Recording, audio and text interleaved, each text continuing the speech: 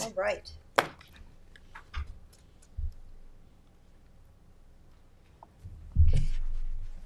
I'd like to call the meeting to order. Please rise and join me in the Pledge of Allegiance. Pledge allegiance to the flag of the United States of America and to the republic for which it stands, one nation, under God, indivisible, with liberty and justice for all.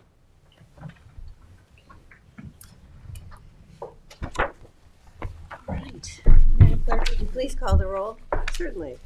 Supervisor Moore, Here. Councilwoman McNamara, Here. Councilman Isili, Here. Councilman Powell. Here.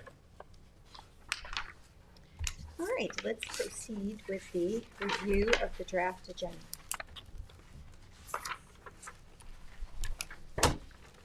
All right, so we are going to have 9 public hearings. The first is to consider an enforcement action at 40 West Montauk Highway in Hampton Bays. Second is to consider the acquisition of 216 Old Sag Harbor Road in the hamlet of Bridgehampton, New York, and to amend the CPF management and stewardship plan to include the property. The third is to consider the acquisition of 191 Middle Line Highway in the hamlet of North Sea, New York, and to amend the CPF management and stewardship plan to include the property. The fourth is to repeal and replace Section 330-162.21 of Chapter 330, Article 17, regarding battery energy storage systems within the town of Southampton. The fifth public hearing is to enact a new Article 7A entitled Energy Storage to Chapter 330 zoning of the Southampton Town Code. The sixth public hearing is for amendments to Chapter 123-39.3 entitled Battery Energy Storage Systems as it relates to building and electrical permit requirements. The seventh public hearing would be to consider amending the Town Code Chapter 330, Section 320 to reduce the number of members on the Landmarks and Historic Districts Board from 11 to 9. The eighth public hearing is to consider amending Town Code Chapter 312, Vehicles and Traffic, amending parking time limited in designated locations regulations on a portion of Corwith Avenue in Bridgehampton. And the ninth public hearing is to consider amending the Town Code Chapter 3112, Vehicles and Traffic, amending and adding parking prohibited in designated locations regulations on a portion of Lake Avenue, County Road 3963 in Northampton. All right. So let's go forward with the resolutions. Town Board Resolution 48914, authorized purchase of All Traffic Solution, Inc. using source for contract. If I could be added as a co-sponsor for that. Sid that made the paper. Mm-hmm. These signs made the paper. Town Board Resolution ID number 48933 to authorize purchases of used vehicles from Suffolk County contract with New York State SLI Inc.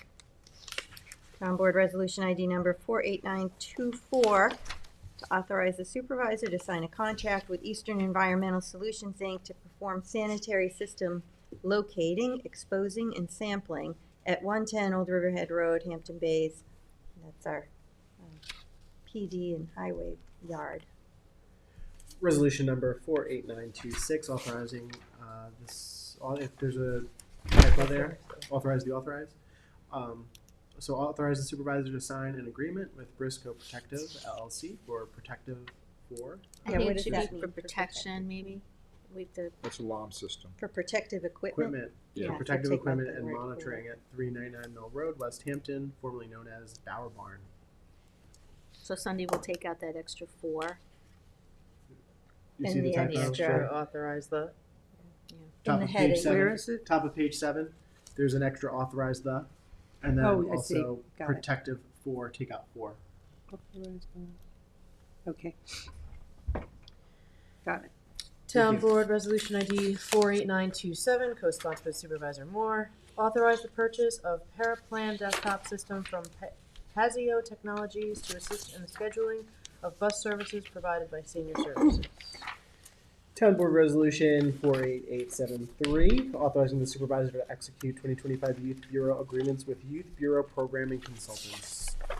Town Board Resolution ID number 48921 to authorize the supervisor to execute a 2025 grant with Suffolk County for enhanced DWI enforcement program. Town Board Resolution ID 48949, authorize the supervisor to execute a contract with H2M Architects and Engineers to provide geographic information systems, GIS, lead and copper support services for the Hampton Bays Water District. Town Board Resolution ID number 48917 to authorize the supervisor to execute a contract for SourcePass Contemporary LLC for townwide video surveillance backbone upgrade, and those are just for our town buildings. Town Board Resolution ID 48920, authorize the supervisor to execute a lease agreement with the Suffolk County Office for the Aging for an 8-passenger bus. There are some typos in here which your office has yes. received. Town Board Resolution ID 48923, authorize the supervisor to execute an agreement with Young Associates for surveys for the properties located at 210 Clay Pit Road landlocked, 1215 and 1355 Bridgehampton. Town Board Resolution ID number 48916 to authorize the supervisor to execute an intermunicipal agreement with the Village of West Hampton Dunes for the purchase of fuel. Town Board Resolution ID number 48940 to authorize the supervisor to execute any and all documents with Hawkins, Delafield, and Wood LLP to provide arbitrage rebate calculation services. Town Board Resolution 48941, authorize supervisor to execute a court-interpreted contract with Justice Court. Town Board Resolution 48942, authorize supervisor to execute court stereograph contract for Justice Court. Town Board Resolution ID number 48932 to authorize the supervisor to sign 2025 contract extensions with towing companies.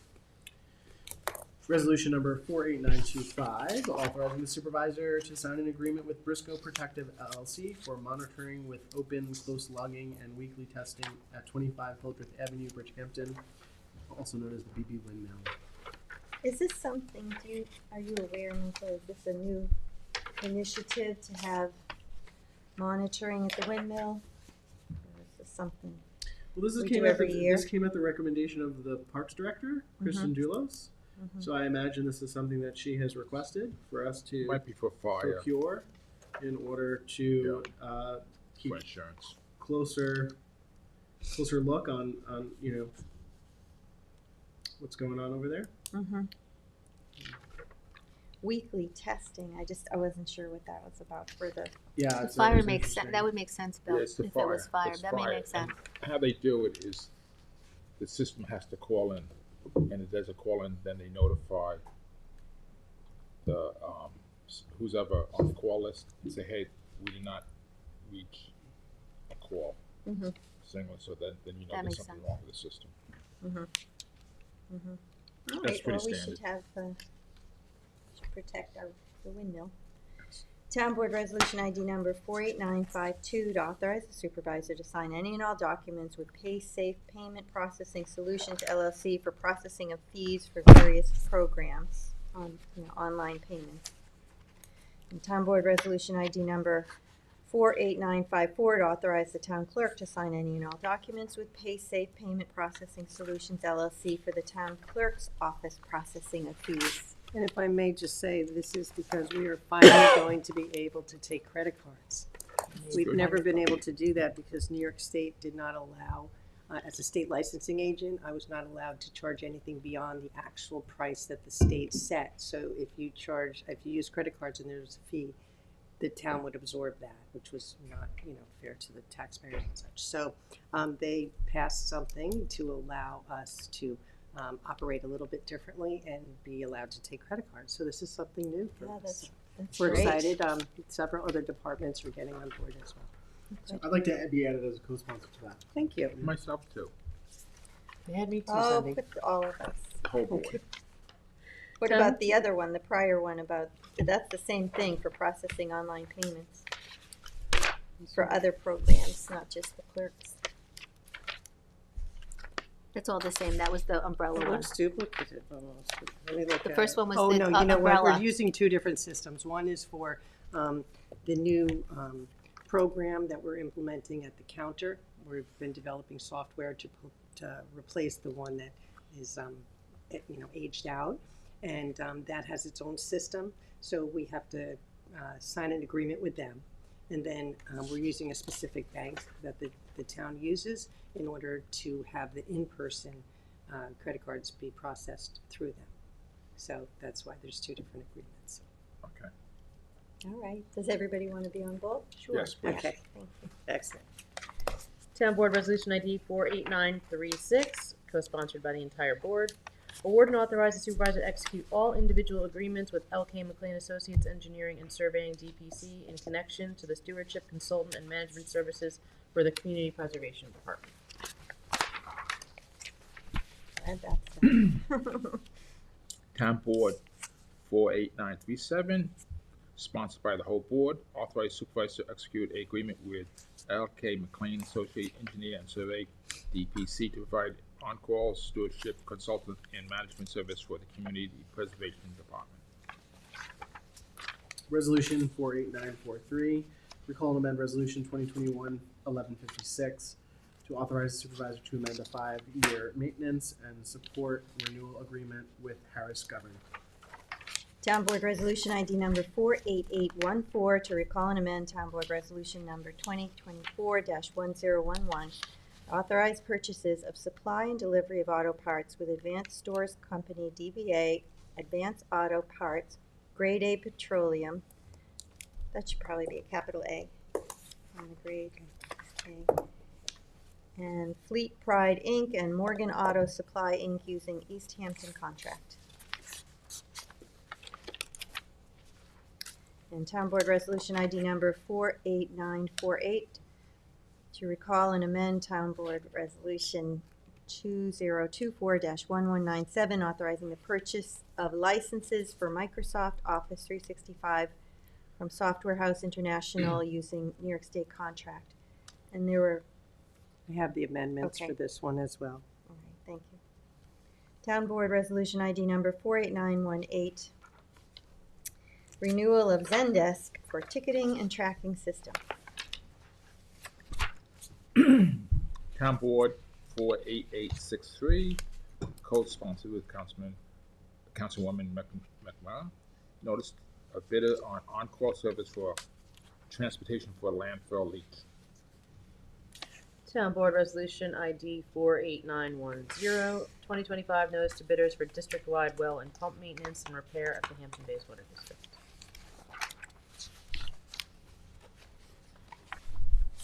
Town Board Resolution ID number 48872 to amend the 2024 adopted budget for special events. Town Board Resolution ID number 48946 to amend the 2024 budget for various departments. And Town Board Resolution ID number 4885. I think you missed did I? Town Board Resolution 48855. I was just No, about that's to not. say it. Oh. 48855 to Sorry. amend the 2025 adopted budget for senior services driver messenger position. Could I be added to that, Cindy? Myself too? My apologies, Supervisor. No worries, thanks for keeping track. Town Board Resolution ID number 48945. Now, did you want to be added to that, the one for the senior services That's driver fine, that's messenger? okay. All right. Number 48945 to amend the 2025 budget for various departments. Town Board Resolution ID number 48915 to authorize closure of capital projects. Resolution 48550, appoint the Community Housing Fund Advisory Board for 2025. Right. Town Board Resolution ID number 48822 to authorize additional funds for the payment of legal fees of Morgan Lewis Bacchius LLP. Town Board Resolution ID number 48582 to authorize the enforcement action at 40 West Montauk Highway, Hampton Bays, New York, Suffolk County Tax Map number as indicated, and we're having the public hearing on that. That'll precede the resolution. Could I just ask about Town Board Resolution 48822? Previous page, will there be a cost breakdown in that resolution? No. No.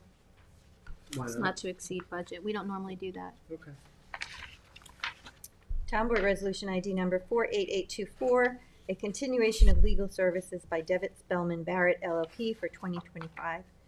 Town Board Resolution ID number 48823, continuation of legal services by Stephen Leventhal Esquire for ethics matters in 2025. Town Board Resolution ID number 48866, a resolution of adoption amending Town Code Chapter 330, Section 320, to reduce the number of members on the Landmarks and Historic Districts Board from 11 to 9. And that's, Same day. yeah, same day.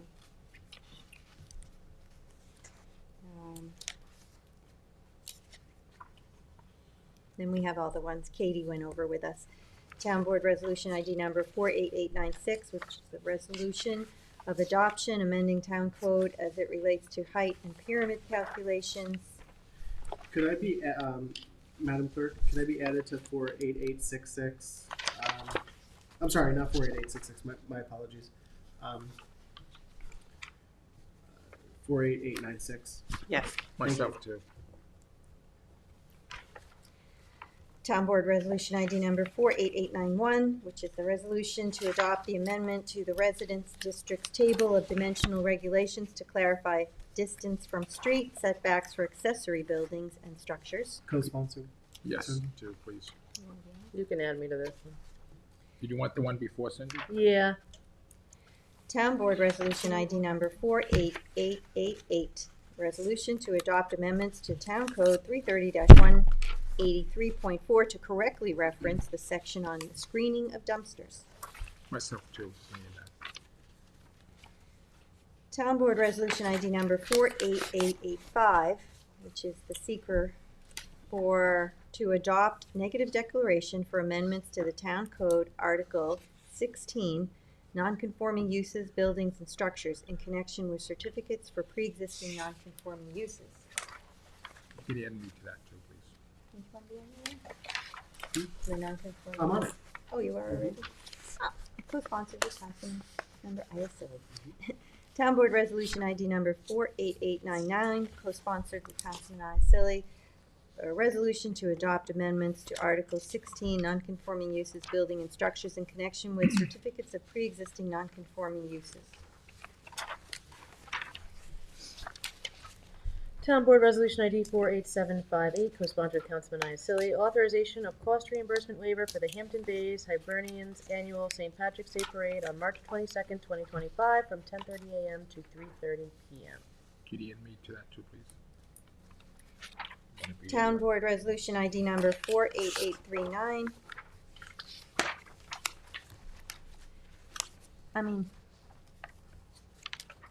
Excuse me? We're waiving the fees, I guess we should all Oh. sign on for it.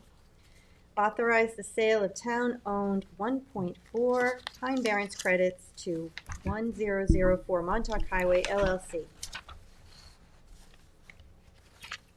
Town Board Resolution ID number 48826, to authorize the supervisor to submit a grant application to the Household Hazardous Waste State Assistance Program. Could I be added to that, Cindy? Myself too, please. Town Board Resolution ID 48846, accept maintenance bond for Watermill Plus. What's with the little question marks around? Those should be quotation marks, not question marks. It's just a typo. Quotation marks? Yeah. Town Board Resolution ID 48799, co-sponsored with Councilman Powell, release of maintenance bond, acceptance of roadway into town highway system in connection with Mill Creek Heights, aka Sag Harbor Woods. Town Board Resolution ID number 48831, to accept the resignation of Elizabeth Scholes, Assistant Senior Citizen Center Manager in Senior Services. Town Board Resolution ID number 48854, to appoint Alexis Catalano to Youth Counselor position in the Youth Bureau. Town Board Resolution ID number 48852, to appoint Christian Estrada to Senior Building Inspector in the Building Department. Town Board Resolution ID number 48853, to appoint Tony Aquino to Building Inspector in the Building Department. Town Board Resolution ID number 48902 to appoint Jeremy, Sharada. what? Sharada. Sharada to sanitation helper and waste management. Town Board Resolution ID number 48905 to appoint Nicholas Kakaris to sanitation helper and waste management. And Town Board Resolution ID number 48847 to recall and amend Resolution number 2025-68 for Assistant Chief Fire Marshal salary adjustment. Town Board Resolution ID 48864, attend TASER Energy Weapon Master Instructor Certification School. That is Sergeant Eric Sickles will be participating in that training. Town Board Resolution 48848, authorize drug court judge to attend New York Association of Treatment Court Professional Conference. Town Board Resolution 48686, co-sponsored with Councilman Isola, public hearing to amend Town Code Chapter 312 entitled Vehicle and Traffic. Bill, I think we're going to withdraw this, is that correct? I think so. Why are we This is what, we looked into this, we had, Overnight parking. Tom spoke with us last week, and the town code says that overnight parking is already prohibited in residential districts from 1 a.m. until 6 a.m. Oh, right, and we didn't Yeah. know if So, this qualified as a yeah, residential. and this district. is within an R20, it's not, it was worded differently, so it's in with the R20, so it's not necessary if the 1 a.m. to 6 a.m. is already satisfactory to Yeah. address your concerns. I think so. Okay, so it's Yeah. already in the rule, so we It's just already need to, rules. we can put up a sign We right can put now. up a sign now, we just have Yes. to go later on Okay. and have a public hearing about, If you want to change the timing, change of timing or permit. parking by permit in Mhm. summertime. Yeah. Do you want to follow up and let Charlie know? Or who puts the signs up? Tom Charlie or does. Charlie? Charlie. I'll let Mark know, because he knew we Yeah. were going to be discussing this today. Yeah. Then we'll set up a work session for, The Well, permits. Well, just in fairness, if it requires the change to the code, if it requires a change to the code when we're changing the time, and it currently is stated that it's 1 a.m. to, what'd you say? 6 a.m. 6 a.m. This is changing it. This is 9 p.m. to 6 a.m. But I that think was he's a saying the typo. 1 a.m. to 6 a.m. satisfies what you guys were looking for, Yeah. which is overnight parking. Overnight, It doesn't people need to be sleeping 9 in. a.m., 9 But p.m. wasn't the issue about the parking at late, like 9 and later? yeah, it's probably be late. I would feel more comfortable if we let it, because people do go fishing down there. Yeah. and do use it. Okay. And, Do you but want, could we just Oh, change so this let time them to a go. later yeah, time? we just don't want them to stay If it's, overnight. and just don't want 1 them to stay o'clock, I think overnight. 1 o'clock to 6 o'clock is what the community didn't want people sleeping overnight in their vehicles, and this would resolve that. If you believe that you need before then, Then we can switch it. absolutely do that. It's up to Yeah. you guys, but I mean, Weren't we gonna have a work session to talk about in general parking, The beach permit parking we're having next Thursday. Yeah. For permits. my recollection was that the issue was that it was people were complaining that there are just cars just idling at road ends, starting at 9, 10, 11 at night. I'm happy to look at this and like maybe choose a time that's not 9 p.m. If I agree with you, Bill. I think there are people that are probably attending the beaches at 8 o'clock, 9 o'clock, stargazing, fishing, whatever. So I get that, and maybe we could settle on a time like that's more appropriate. 11 o'clock, 10 o'clock. do you want to leave it on we'll leave it on the agenda until Well- Tuesday, and then you all speak with your constituents and decide what time would Well, why would we be. just do one road? Why don't we consider Well, it That's up to you guys, all of whatever them? you I want to mean, do. Yes. So this is just one road. This resolution. It's just for inlet. So Yeah. then, Just yeah, in maybe the you're road. right. So just Supervisor, to do let's it do all. all like a Yeah. uniform. You're gonna Yeah. have Right. to do separate, Then you're gonna because the amend- way the vehicle and traffic law is set, vehicle and traffic in our code, not New York, is set up, it's by hamlet area, so you're gonna have to do separate, Codes. code amendments, but you can certainly have a holistic look at all of them and come back with recommendations, what you Okay. wanna change. But for right now, we didn't know there was any restriction on this, and we couldn't Yeah. put the sign up, but now we know it's already in the code, so we can put the sign up, so there's no Yes. sleeping overnight No there at sleeping least. overnight, then we'll do the permit. So just so Yeah. I'm clear, you wanna take this off right now and Yes. then revisit a global at another date? That's Okay, yes, that's okay. So you're withdrawing it? Yes, I'm Yes. gonna withdraw it. Very good. Town Board Resolution 48938, notice of public hearing to consider the use of community housing funds. for the acquisition of 645 East Montauk Highway, Shinnecock Hills, for the creation of new affordable housing units. Notice of public hearing, resolution 48939. Notice of public hearing to consider the use of community housing fund for the acquisition of land located at 205 North C Mecox Road, North C. And is this one gonna be withdrawn so that you could go to the community fund? UX Bill, UX me. I thought those bills, I'm sorry. Bill, I mean, I guess that's what we'll do. I mean, I'm fine with it. They put it off for, because we can put it back on next week. but there's no like, do we know that there's no time issues with Curtis about this? Because I know that there might be some contracts. Well, the public hearing isn't until March 11th, so you could notice that on the 25th, right?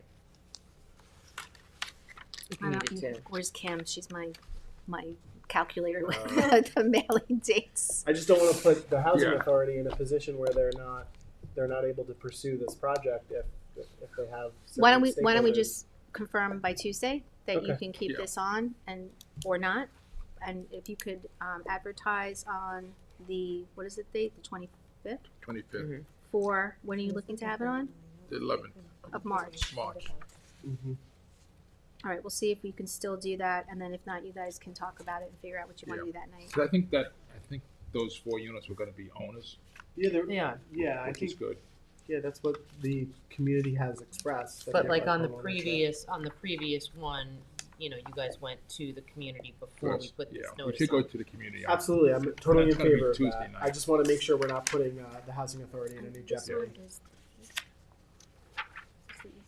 No, I'll Is reach that out to just Curtis and see if he can Yes. come you Tuesday. guys, does it say that? That's a good Yes. idea. Mm. That's a good idea, Bill, because if we could Senior. get that and we could determine what the community wants to do, we don't have to Yeah. do anything. Yeah. Great idea. Is this the same thing? 90, this is 90. Oh, they're all, okay. Town Board ID 48922, notice of public hearing to consider the use of community housing funds for the acquisition of land located at 90 North C Mecox Road, North C. Oh, this was for the one for same the 9 approach? units. Is that No, the this same- one you No, guys this one, went to. we already went This to. one we're okay with, right? Yes. Okay. That's fine. This is Go the ahead. 9 units, this is going to be. The Just wanted to question make was, sure. those Just wanted to 9 make sure. units are literally a block away from this new one with the 4 units. Town Board Resolution 48931, notice of public hearing to consider the use of community housing funds for the production of rental housing located at 140 Maple Avenue, Flanders.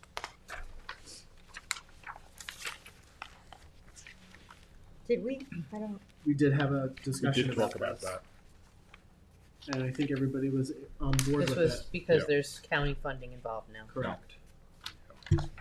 but did that go to the community or it doesn't? It's gonna be, I think it's gonna be a rental. I mean, it's gonna be, This one is getting This done one. regardless Yeah. because it's got county involvement. And New York State. And we're offsetting what would be a loan. Okay. It's only, and it's the 200,000. Not the full.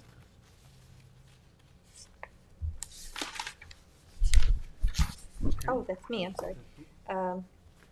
Town Board Resolution ID number 46964, co-sponsored with the entire board, to authorize the acquisition of a portion of the lands at Villa JJILS LLC located at 212 Little Noyak Path in the hamlet of Watermill, New York. But this, I think, it doesn't say when we had the public hearing on this one. I think We had I'm it, just gonna check with Jackie. It's just a little convoluted whether or not you're amending the project plan or you're actually doing the authorization. And there's 2 public hearings that are mentioned, but I don't know which is what. So, assuming we can clarify it, it's on our, it'll it's be on our, it's on our agenda to discuss today. We had the public hearing prior to this board being on the board, so. We might wanna have some discussion on this, Oh, okay, but- because it's not, they don't, usually the resolution says public hearing is held on. Yeah. Oh, that's true. But we didn't. So, So we'll just mark that for further discussion. Town Board Resolution 48953, Here it was. assume lead agency in Chairman for Town Code Article That's the hearing on these, I don't know. XXX11 You see what I'm saying? as So related you're changing to the plan, which is advertising fine, on but the non-conforming reference to the sand hearing, mines yeah. that meet certain criteria within the town of Southampton. And Just then there's not one gonna add-on. And that was mine. Mhm. Town Board Resolution ID 48956, authorize waiver of Hampton-Bays Community Center facility use fee for supplementary hair classes. Co-sponsor? Yeah, I think Sunday? we all like that Yes. idea to let them Yes. use Add that to to it, please. communicate with people.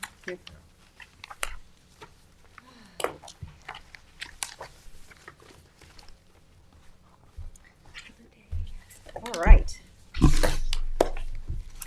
Well, 10:45. We're 4 minutes early. The next thing we're going to do is have a Over here. She's just making her way in, so. Okay. Here. As soon as Janice arrives, Here, we'll have we're a done. her continuing discussion on the update Thank you, Sandy. to Thank the you, Sandy. master plan. Can you see the last? You have updates, you may wanna do them. Yeah, we'll do them now. Oh, That's yeah. a great idea, Okay. Janice. Always thinking. Mic drop. I don't have really much, but I know, I didn't look at my calendar. What did I do? Who wants to get us started, because I have to check my calendar. either Bill or Cindy. We had our first meeting on the sign code. We have a good starting point. We have Katie Garvin looking into what has been coming into the ZBA for variances so that we can hopefully address that through amending the code so that we can take some of the stuff off of their schedule. We looked at some processes that we can change to make it more streamlined, and we're off to a good start.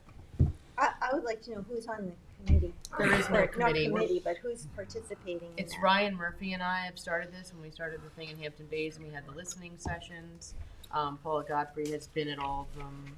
But this sign code isn't just for Hampton Bays, right? No, We're just doing it it's for the town, whole it's town-wide.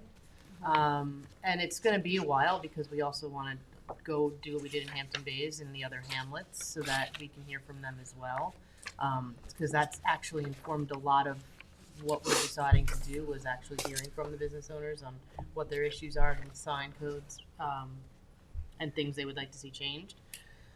So it's gonna be a while, but we've started the process. We've started basically information gathering at this point. All right, would you keep the rest of us informed Absolutely. about that? Because it's an important thing and we should, all, but if it's just information gathering at this point, we'll just, let the process go and see what comes of it. Bill, did you have anything you wanted to Yeah, add? please, No. please. We go from right to left. Yeah, so just really not much at this time. We're working on a number of different issues. We're still working on the tree clearing policy. We're going to be meeting with some of the lawyers on that, and What about the meeting with the county executive? you could talk about that. I'm happy to provide some insight as well, but first I just want to say we're collecting a lot of coats, a lot of clothing and food for Hampton's community outreach. We're doing a drive. With the Heart of Hamptons. I'm sorry, Heart of the Hamptons. My apologies. Yes. Thank you, Bill. No problem. And it's been great. We have so much coming in, and there's overflow now. good. Yeah. So Always a very- big need. there's always big need. I know you served on the board, Bill. I think when they have surplus, they donate to other food, other areas. That's great. That's great. And yes, Maria, we met with you and I met with Ann Welker and Suffolk County Executive Ed Romaine to discuss some of the continuing traffic safety challenges that we are facing in the town. In particular, we did discuss County Road 39 among other things, but also DPW Commissioner Charlie Bartha was there. We're very pleased with just our cooperation and collaboration with the county. They are ready, willing, and able to help on a number of different fronts. And I have to say, just talking with Legislator Welker, we know her staff. It's just a wonderful presence that the county executive has on a very consistent basis with our local municipalities, our local legislative teams. It's just great to see the collaboration between the executive, the legislative branch, and also the local municipalities, all 10 towns. It's just an amazing coordination that I'm seeing. And I just want to commend the great work of County Executive Romaine. How about the new garbage cans you got at the transfer station? Why don't you should talk No, about it. you should talk about it. We have now composting. We're not ready to just talk about all of it just yet, but Tom Houghton's team, thanks to Bill Councilman Pell's efforts as well to advocate in this direction, and the sustainability committee. There's going to be composting at East Quogue. East Quogue. Right? Is it East Quogue? No, Sorry. Hampton Bays. Hampton Bays Transfer Station. I'm sorry. I was like, we don't have a transfer station, so that's gonna be interesting. Somebody said East Quogue to me, but yeah, it's going to be very good. I know that the sustainability committee has been working really hard on this to try to move in that direction, and it's great to have Tom leading in that effort, and I know he's worked really hard, and he has so much on his plate, so it's just great to see that the progress has been done. So I appreciate your assistance on that, Bill. We all have to work Janice, together. wanna see if Nick can go first? Yes, See if did you Nick hear can from go Janice? first? Did, Janice is running late. You wanna see if Nick can come up? Okay, I'm sorry. Oh, that's okay. Bill has to go. I know, but it's, go where? Janice isn't even I'm here, no so- big rush. I have not much to say. No, go ahead. I was just Yeah. asking because Yeah. she's gotta Oh, yeah, get him. Nick. Well, we went to. I made a visit to Hampton Bays area yesterday for the Southampton court with our town attorney Jim Burke. You went to the court? Went to the court and had a lovely time there. Was Conscious Point got the eviction notice, so there's some dispute on who owns that part of the property. So the town went. I went with the town attorney. You want to fill us in on that, Jim? Yeah, it just, essentially, we just asked for an adjournment. Dave Gilmartin, who was representing the Conscious Point Hatchery, and on a pro bono basis, credit to Dave there. We had talked, and there is that title issue that we're aware of now, that we feel that the property where the hatchery is located on is actually owned by the town of Southampton. Julie Green did a great job of her research, as well as Advantage Title. So I'll be coordinating with Advantage Title to see if we'll have to decide whether we possibly take an action in the Supreme Court to clarify title on that piece of that portion of the property. So What, we would have to bring an action? yeah, we would have to bring it. Yeah, we'll have to look at that. I'm going to be working with I'm in contact with the attorney for the title company, and then we'll probably have Kelly involved as well, and we'll probably bring an action to either clarify title, and whether it's we have to do some type of partition action or It's whatever. gotta have a separate tax map designation. Yeah, eventually that's what we'll have to do, right? Exactly. So we'll take a look at the county records too and see where we are. And I also wanted to check out the trustee records on it as well. What happened back in 1987? It seems like where there's a question of what happened back then, or some opinions that were handled back then. It's conflicting with the deed that the town received back in 1925. I just want to point out that Julie Green had stated that the reason why she was able to do the research as thoroughly as she did, and the reason why things were available to her when they maybe weren't in 1987, was due to Sunday Schermeyer's effort to get all of the records online, Very so she can organized. search them very easily, and so that's a credit to our town clerk as well. Yes. Yes, Sunny does very good with all the paperwork. He really does. She takes pride. A very good town clerk. Excellent town clerk. That Hampton Bays storage system she's got going, very impressive.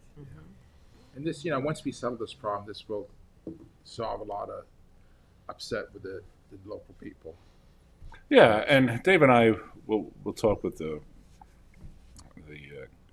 colonial museum's attorney as well. There was concern, I guess, from the museums, that if they were allowed the operation there, it might impact the museum's nonprofit status. We'll look into that as well, and I'm more than willing to speak with the folks I know back in over at the Attorney General's office, and to see if maybe we can placate some concerns that they might have there, because obviously I think most people think it's a good use that's there, and if it can be there in compliance with non-for-profit law, then you know, it should continue. I think that's the I sense know of that- everybody. I know that we did when we gave them water quality funds. We actually took an accounting of what they were selling and how it was going back into the not-for-profit to further their efforts and Right. to make sure. I mean, that's what we did when we did the water quality, to make sure they weren't operating a for-profit Right. enterprise. Right. So Yeah. That was Dave's point. That right, the money just goes back. It goes into the back whole in. thing, Goes back in to support it, Right. because they can't get enough grants. It's a good community project. So maybe we can work with the museum too. We don't have to be an Well, adversarial let's work situation. together, solve the problem. Right. It's up to you. What did Nick say? He should be here any second. Nick. I guess Michael's gonna sing now? Would you like me to? Go ahead. No. I'm not there yet. yeah. We also met with the superintendent, assistant superintendent of highways yesterday, and with Jacqueline from CPF Water Quality, and Keith from McLean to go over the future projects on road ends and low slope bulkheads and replacement for the next 2 or 3 years, which you have to do. So those projects will be brought to the board Oh, to good. get approval and let us know exactly what the wish list wants. It's really In the nice when they can, like, when we can coordinate, like they did on Bay Avenue when we had the highway department, the parks department, and the trustees all did their bulkhead together, so it was one Yeah. project And and that's- saved everybody money too. That's what we're gonna try to do at Corwitz. Good, the good thing I would say, I said, well, you should do, the trustees should do, they're gonna redo the boat ramp there, so it should be done at the same time. Mhm. And same thing with the fish ladder, the different fish ladders we wanna put in, the one at, Trap Pond, and the one at Mill. Could I make a recommendation that we either adjourn just temporarily until we I'll be here in a second. Yeah, I was thinking the same thing. We'll be in 2 minutes. Hi, any sign on? Kevin, you know what, we're gonna gavel out and He's we'll what? start He's when, heading up. He's on his way up. He's running. He was out using facilities. Oh, yeah. I was gonna say, if you want to break and go to the restroom, it's gonna take a while. 'Cause They're actually really nice you inside. get your coat on and go it's, outside. It's a bit of a paradox. You look at this box. You're walking into like a box, but it's like really fancy inside. yeah, they're fine. Did you see them? Yeah, I used it this morning. I think you should keep your opinions on Yeah, that. you They might are. have one of. They're fancy inside. You should say that you're not paid by the porta potty unit. I'm not. I was surprised they had mirrors in Yeah, it was really interesting. I was happy to come in this morning though and see the work ongoing. That's going. Yes. Yeah, I was afraid that they weren't going to be working today. And some have music in them, but ours don't. Yeah. I saw We that. got the budget versions. We have the government versions. And CRC did put a nice thing up online notifying people when you go onto the website that the bathrooms are closed, and it also lets them know that they can attend meetings online if they'd rather, not come Not in. Yeah, and there are signs on all the doors Yeah. also. Hey, Nick. Hey, Tom. Good morning. Thank you guys. Sorry. No, it's Guys not. called me a No, walk-on Thank you're you day. for doing us a coming up favor early. by- Yeah. really. No show right now. No show. Thank you. Thank you. Thank you.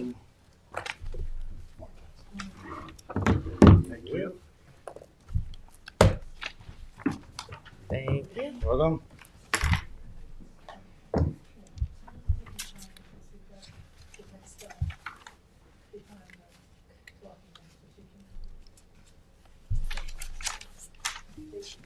Actually, do you have another one, Nick? 'Cause I can get Thank you. Okay. So, All right, you're gonna update us now on the capital projects. these are the capital projects that are imminently scheduled to start construction. I'm sure you're going to be aware of all of them. You might not have all the details, but they're in the order of when I anticipate construction actually beginning. So the first one is the Riverside Sewage Treatment Plant clearing. That's in coordination with land management. We are gonna be starting the end of next week with the survey, followed by actually felling the trees and clearing the site in anticipation of development of the treatment plant. We're doing this now instead of later because we're restricted to the back clearing window. And we needed to do the well test, to the water testing, right? Because otherwise, I would say, let's wait, why clear a year in advance? But Yeah. We could, Janice said you need to clear it to get the equipment in there, to take the testing. yes, it makes sense to clear the site now, sooner before later, I'll put it that way. It gives us, And if we don't clear it by the end of the month, we can't clear it until next winter. And then so So- then we couldn't start in the fall potentially if we Yes. wanted to. Well, couldn't do anything. we're not gonna get, I mean, Yeah. So we're the- not gonna go out to bid probably till the end of the year, Potentially. unfortunately, but. we just don't want to tie ourselves up. This clearing window is for the northern long-eared bat. They're endangered. Northern long-eared bats, they migrate, so they're not nesting in the trees during the wintertime. They'll be back like clockwork beginning of March. So we want to take these trees down before they start to nest in the trees so that we're not at risk of potentially harming any bats. Thank you for being conscientious of that. Yeah, well, So- it's a New York Legally State have DEC to be. requirement. No, no. Most of Long Island is in the bat Still. window. So So you're gonna get it done before the end of this month? Yeah. Oh, yeah. the requirement from the DEC is that the trees are on the ground. The trees don't have to be off-site. We don't have to clear any stumps. We just need to cut them down so that they don't look like nesting sites for the bats. And what is this about surveying beginning in January? What's that about? Oh, did I say January? Uh, Those should all be twos. 213. So what's the 213. survey I didn't work? get to completely proofread this. The whole thing. survey is going to stake out the area of the clearing. So Oh. they're going to stake out property lines. Okay. They're going to state the limit of clearing so that the tree felling company comes in and they know exactly what trees to clear. Yeah, the 25 They don't foot overclear. buffer. Yeah, on exactly. all It's a precision clearing job, right? We're clearing just enough to build what we need to. And we have to save some trees for the bats. Sure. So what you said you're just knocking them down, you're not taking them away? Oh, no, we're taking them away. Rear-ended them. So the Going down there. bat ordinance, if you will, Tanker. restricts the felling of trees. Okay. So as long as you fell the trees by the end of the window, you can chip them, haul them away, Okay. do whatever you have to do to dispose of the trees after the window ends. But the It's just- contractor we hired is gonna do all of that. Yes. Correct. Yep. Yes. All right, And good. we've coordinated with the school Great, we district. finally got permission to go ahead. Yeah. Second one on this is the Head Start building is finally just about ready for demolition. We are only waiting for PSEG to take their facilities out of the building. Once those facilities are gone, the building will be coming down. Yesterday, we evacuated the refrigerants out of the entire HVAC system. The refrigerants pose a threat to greenhouse, to the ozone layer and all that. So when you get rid of an air conditioner, we're able to actually suction that refrigerant out of the refrigerant lines and reuse it, and also recycle it. Those So, are probably not. Those are so Yeah. old. but God it's knows what type of refrigerant. it's probably 134A. When do you anticipate to hear from PSAG? So yesterday, I finally got the clearance that they have accepted our payment. I expect by at least, if not the end of today, the end of tomorrow, to have it scheduled. And I will know because I have to grant them access to the building. PSEG is a little bit of a process. You deal with a planner first, and the planner comes out, meets you at the site, determines what needs to be done, provides a charge letter in this case. You then cut a check, mail that check to the planner, I hand delivered it. And then they schedule a work crew, which works at their own schedule. If I don't hear by the end of the day tomorrow, I'll reach out to our PSEG liaison and say, hey, I need this on. And so pending that, I mean, a few days or so, give or take. I mean, what start date do you anticipate? I'm hoping that, well, the contractor is ready to roll now. He constantly reaches out. Is this the but contractor that was doing the This was construction the- that we were able to correct. get the better deal with? Yes, Norco, we gave him a change order and the cost obviously went down. Yeah. But he had mobilized and, So this month, next month? no, this month, by the end of this month, I expect that that building will start coming down. Yep, Okay. we'll backfill the foundation. It'll be a flat site, so parking lot, flat site, playground in the back, and then we can talk about future uses for the site and then interim uses, which maybe is commuter parking or something like that. Maybe use of that playground in the rear, so maybe opening it up for use until we can figure out the next use for it. Excellent. Has Head Start gotten back to us with any relocation plans or no? Not yet.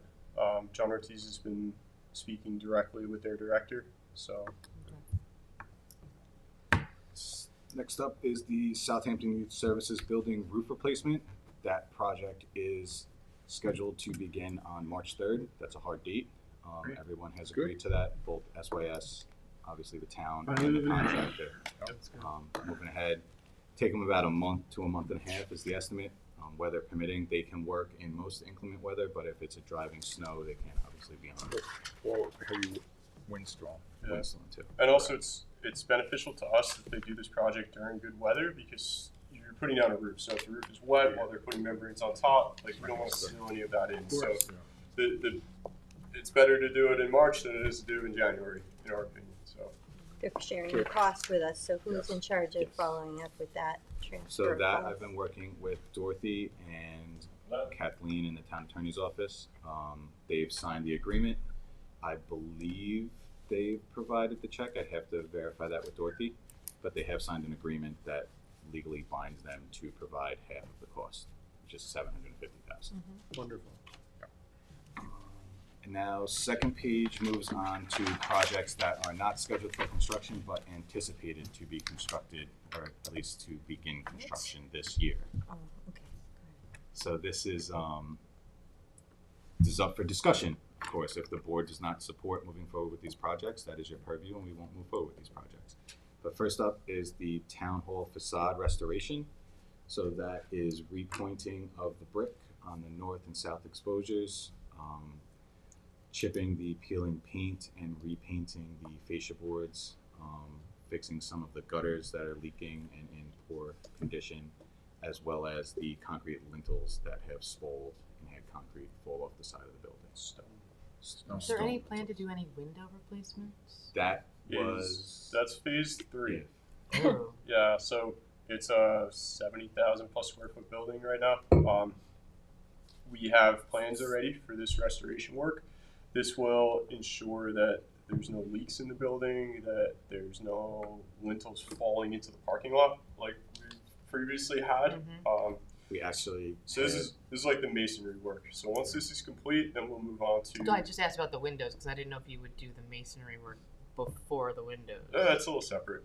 Okay. Well, if they see that some of the windows need caulking around them, We're way past caulking. Yeah, it's yeah, well, Yeah, with our windows, you would do an evaluation on each window. They're historical windows, if you will. yeah. But I can tell you So the if wind it's- blows through mine. yeah, if it's so far gone that you can't restore it or repair what's broken, then you would replace it with an in-kind, similar to In-kind. what the school looks like next door. But you would try to actually rehabilitate the historical window if possible. They're aluminum. Well, Not- yes.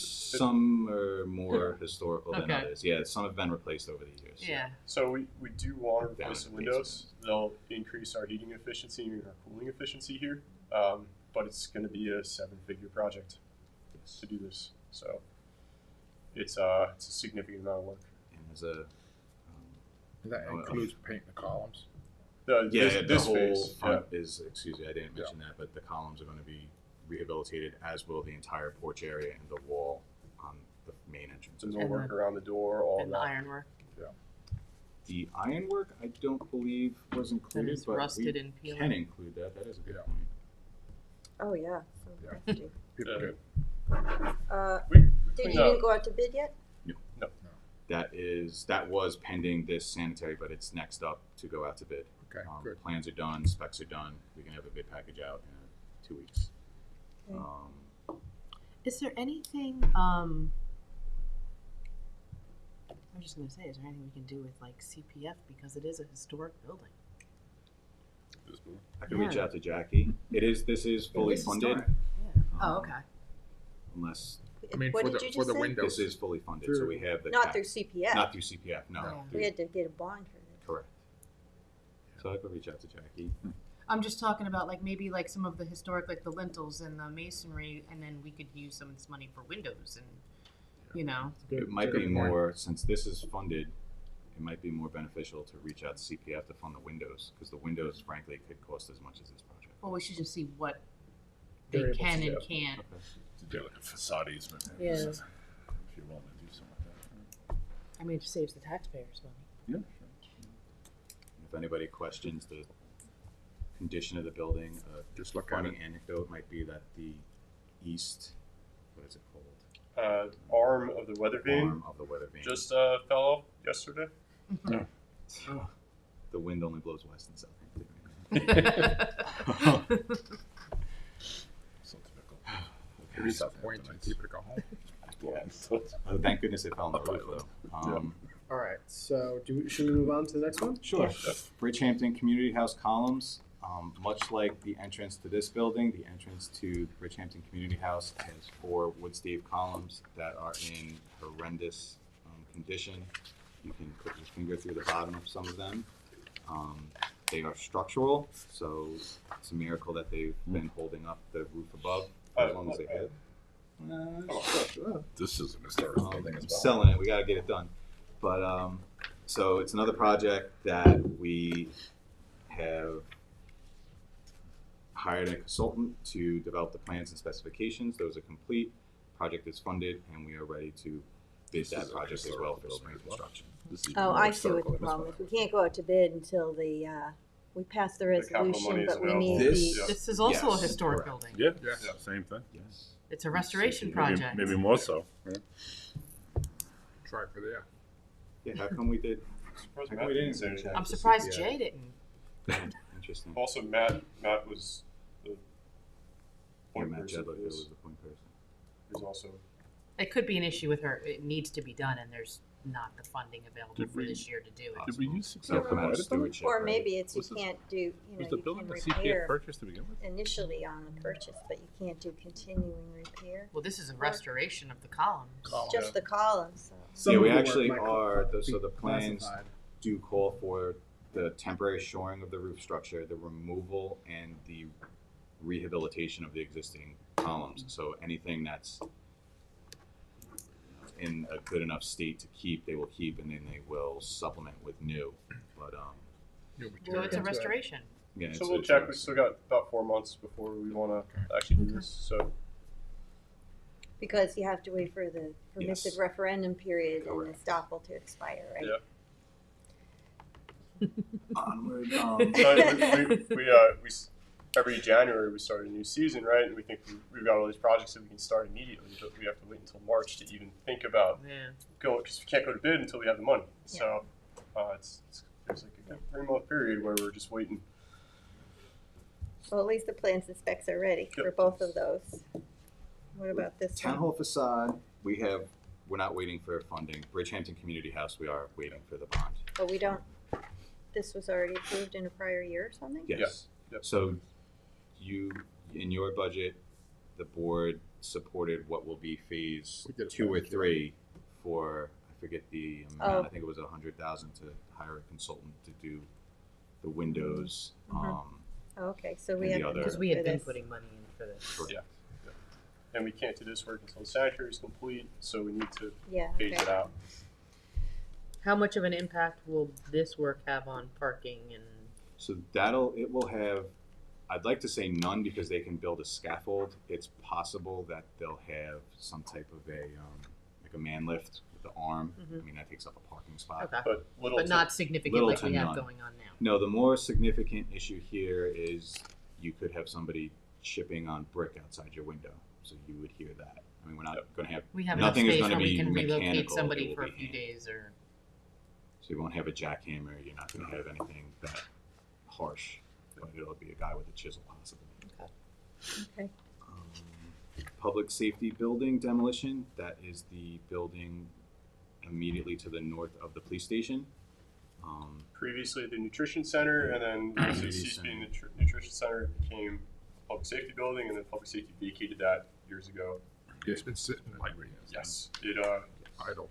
So this it's really project ties into the overall Jackson Avenue complex redevelopment plan, where once this building is demolished, it frees up a big chunk of land where we can thereby redevelop or do whatever ultimately the board decides to do going forward with Jackson Avenue. But the building is in rough shape, Has a lot of mold in it. has a lot of mold in it. It does not have asbestos in it, thankfully, that's been cleared. But we are currently testing, well, we're scheduling the testing of the sanitary system. Once we test the sanitary system, hopefully that comes back uncontaminated, and if that comes back uncontaminated, we can go out to bid to demolish the building thereafter. So we'll look take that at out. We have the money for this, right? Yes, Yes. we have the money for this, and we're anticipating, late spring, early summer.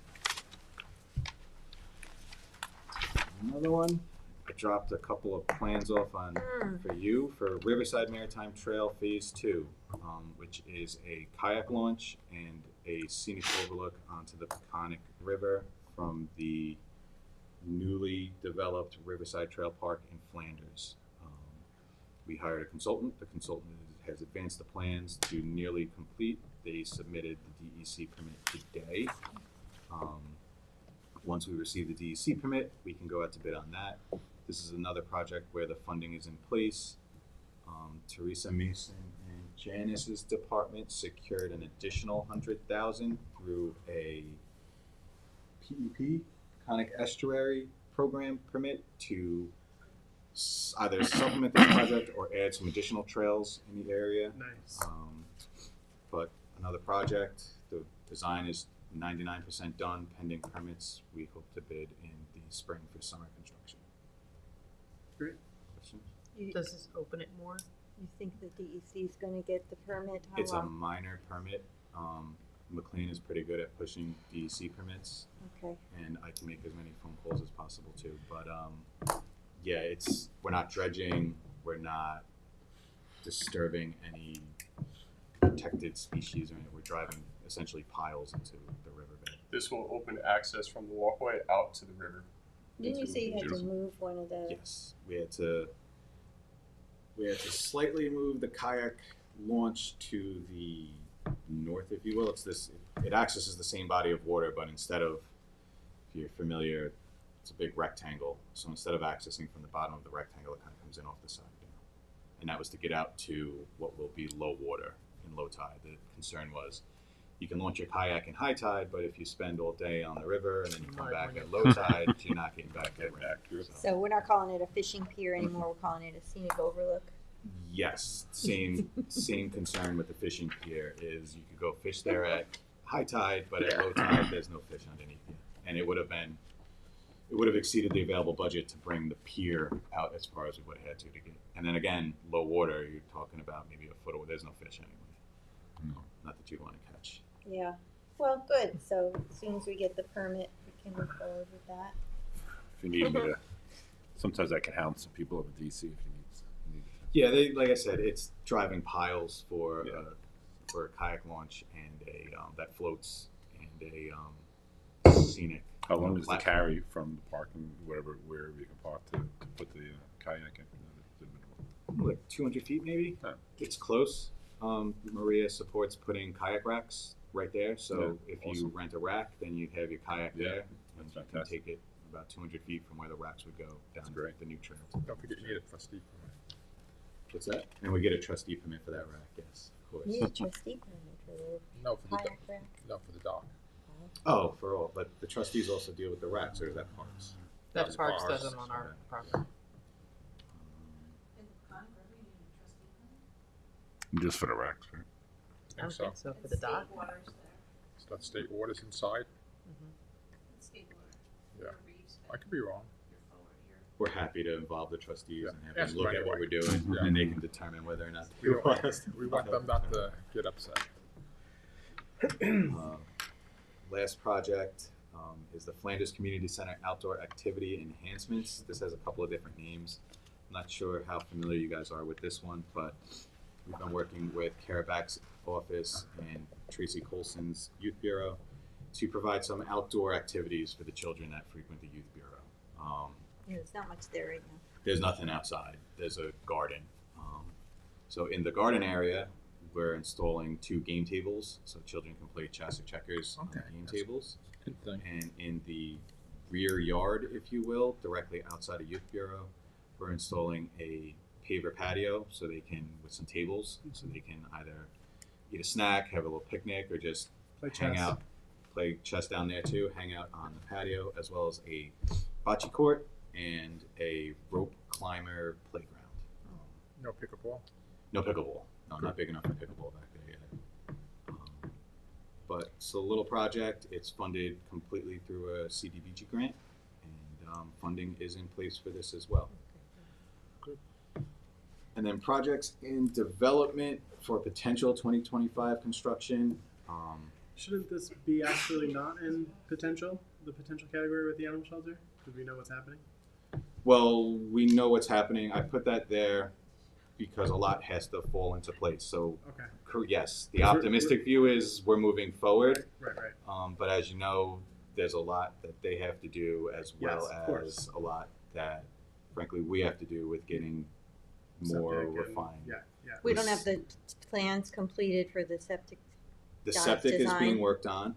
That's another one where we are sampling the existing, so everybody knows before you get approval for your proposed new septic systems, you have to sample the existing.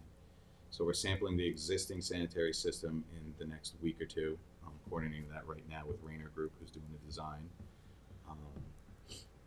After that, again, hopefully there's no contamination, then we will get a permit to do our sanitary system. Even if it's contaminated, frankly, it's not going to hold anything up. The bigger push is to have the Animal Shelter Foundation develop a plan to vacate the building for the upgrades.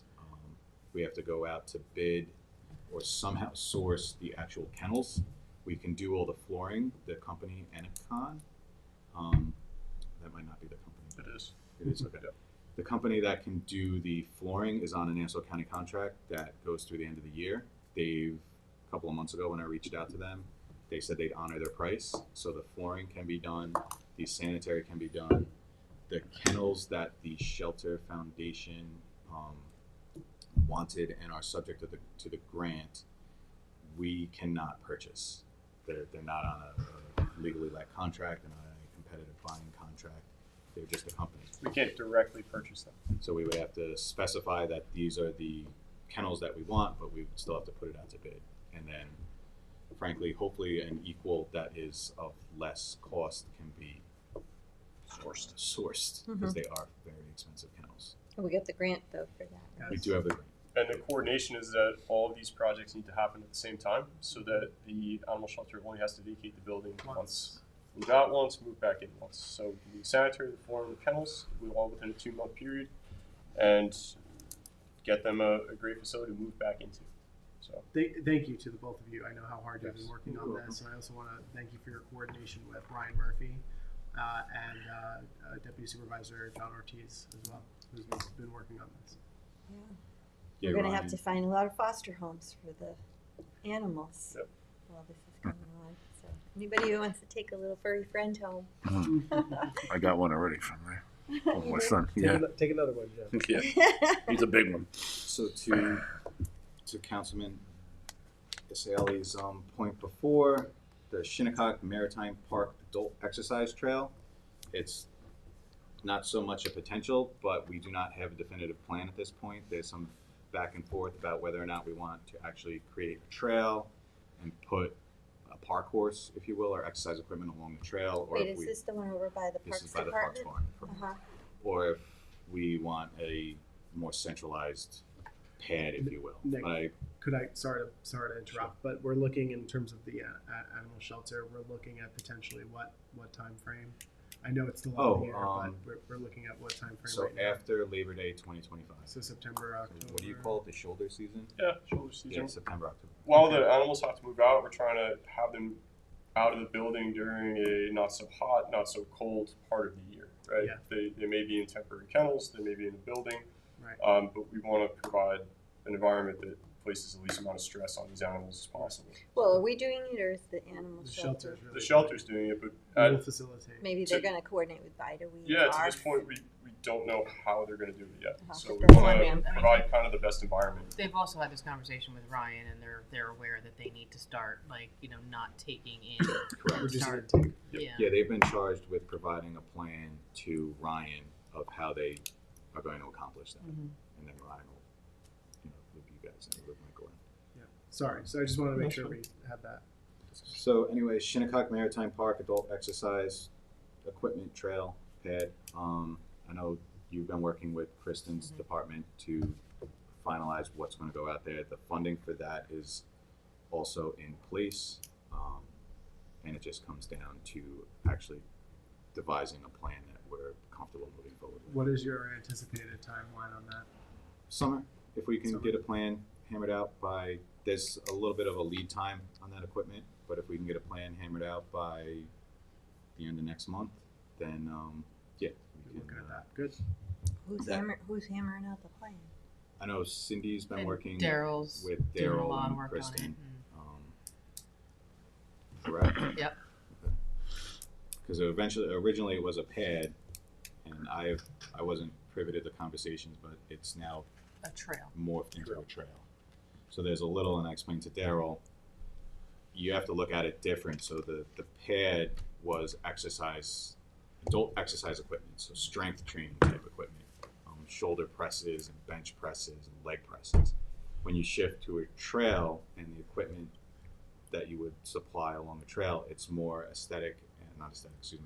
aerobic focused. Well, it's all, even the other ones have done body weight, but Well, you wouldn't want to be jogging, running, or walking on a trail and then stop and do a leg press. So it's more maybe some pull-ups, some stretches, some balancing, jumping between platforms. So we actually met with, The salesperson, correct? well, they did, and then I Okay. took the plan that they had gotten a plan together, and it was pretty much all strength training stuff. And so I met with Patty DeZullo, who was the one that actually requested this. And it was more of a place where, you know, people with sensory issues and stuff could go and exercise and not be enclosed in a gym. And then when we looked at it, the pad was so big and so out of scale with the Everything else pavilion there going and on with it, everything. So now we have put the equipment along the roadway edge Okay. so that it's not down, it doesn't Oh, it's impede not the close to water. the water. And the walking path is like, I think, a sixth of a mile, so you can pretty much just go there and walk. Okay. There's 2 benches down by the water, and then there's, I think, 6 pieces of equipment, and they alternate between, I mean, I did it with Patty, and we did, you know, there's, I think, two pieces that are aerobic, there's some upper body, there's some lower body, but you can pretty much go and use a piece of equipment, and if you're waiting for somebody that's on it, you can just walk. Okay. So. Very good. Questions? So the money will be available, same thing after the, waiting period for the I think permissive the referendum? the final amount, there was a little bit Yeah, a behind little it bit. this year, and then we had a little bit Yeah, from last year. well, that's good, so that's, ready to go, out to bid as soon as the plan gets tweaked, right? Correct. And we might be able to avoid a bid on that by either using requirements contracts or even sourcing the equipment. The equipment is not hard to install, frankly. Goes in with just concrete anchors. So we could possibly utilize a requirements contract to build the trail and the foundations, and then park staff could install the equipment. Yeah, I think they're just doing stamped concrete for the Okay. trail, Very good. and we left it open for the new sanitary or the new The bathrooms, right? comfort station when that's a Much. separate project. Okay. I mean, if it's handicap accessible, then it could be CPF. We did talk to Jackie about that, and she potentially could help us with a little bit of it, but the way we've moved it now, the money that we had will cover everything, and Jackie is gonna be sinking a lot of money into the next project, which is the East Quogue Village Green Walking Path, because they're doing that all in pavers. Correct. And Bel Air. Wait, so, okay, yeah, so Can we go on, or? go ahead. So East Quogue Village Green Walking Yeah. Path, the existing path is stone dust. There's a significant drainage issue out there where the stone dust is constantly, the term is rilled away, but eroded, if you will, and creates tripping hazards. Parks goes out there and has to regrade it on a fairly frequent basis. So we went back and forth, we being Municipal Works, Parks Department, and CPF, about whether or not we should do a stamped concrete or pavers. Tom and I think I can say that, Tom and I support the permeable pavers because you have a significant reduction in drainage that's required. And frankly, the pavers do not in all but the most intense storms, allow the stormwater to run over them. The stormwater hits it and it goes in between the joints into 12 inches of drainage stone underneath. We will be putting a perforated drain in that drainage stone for the worst case scenario that will then go to a subsurface dry well.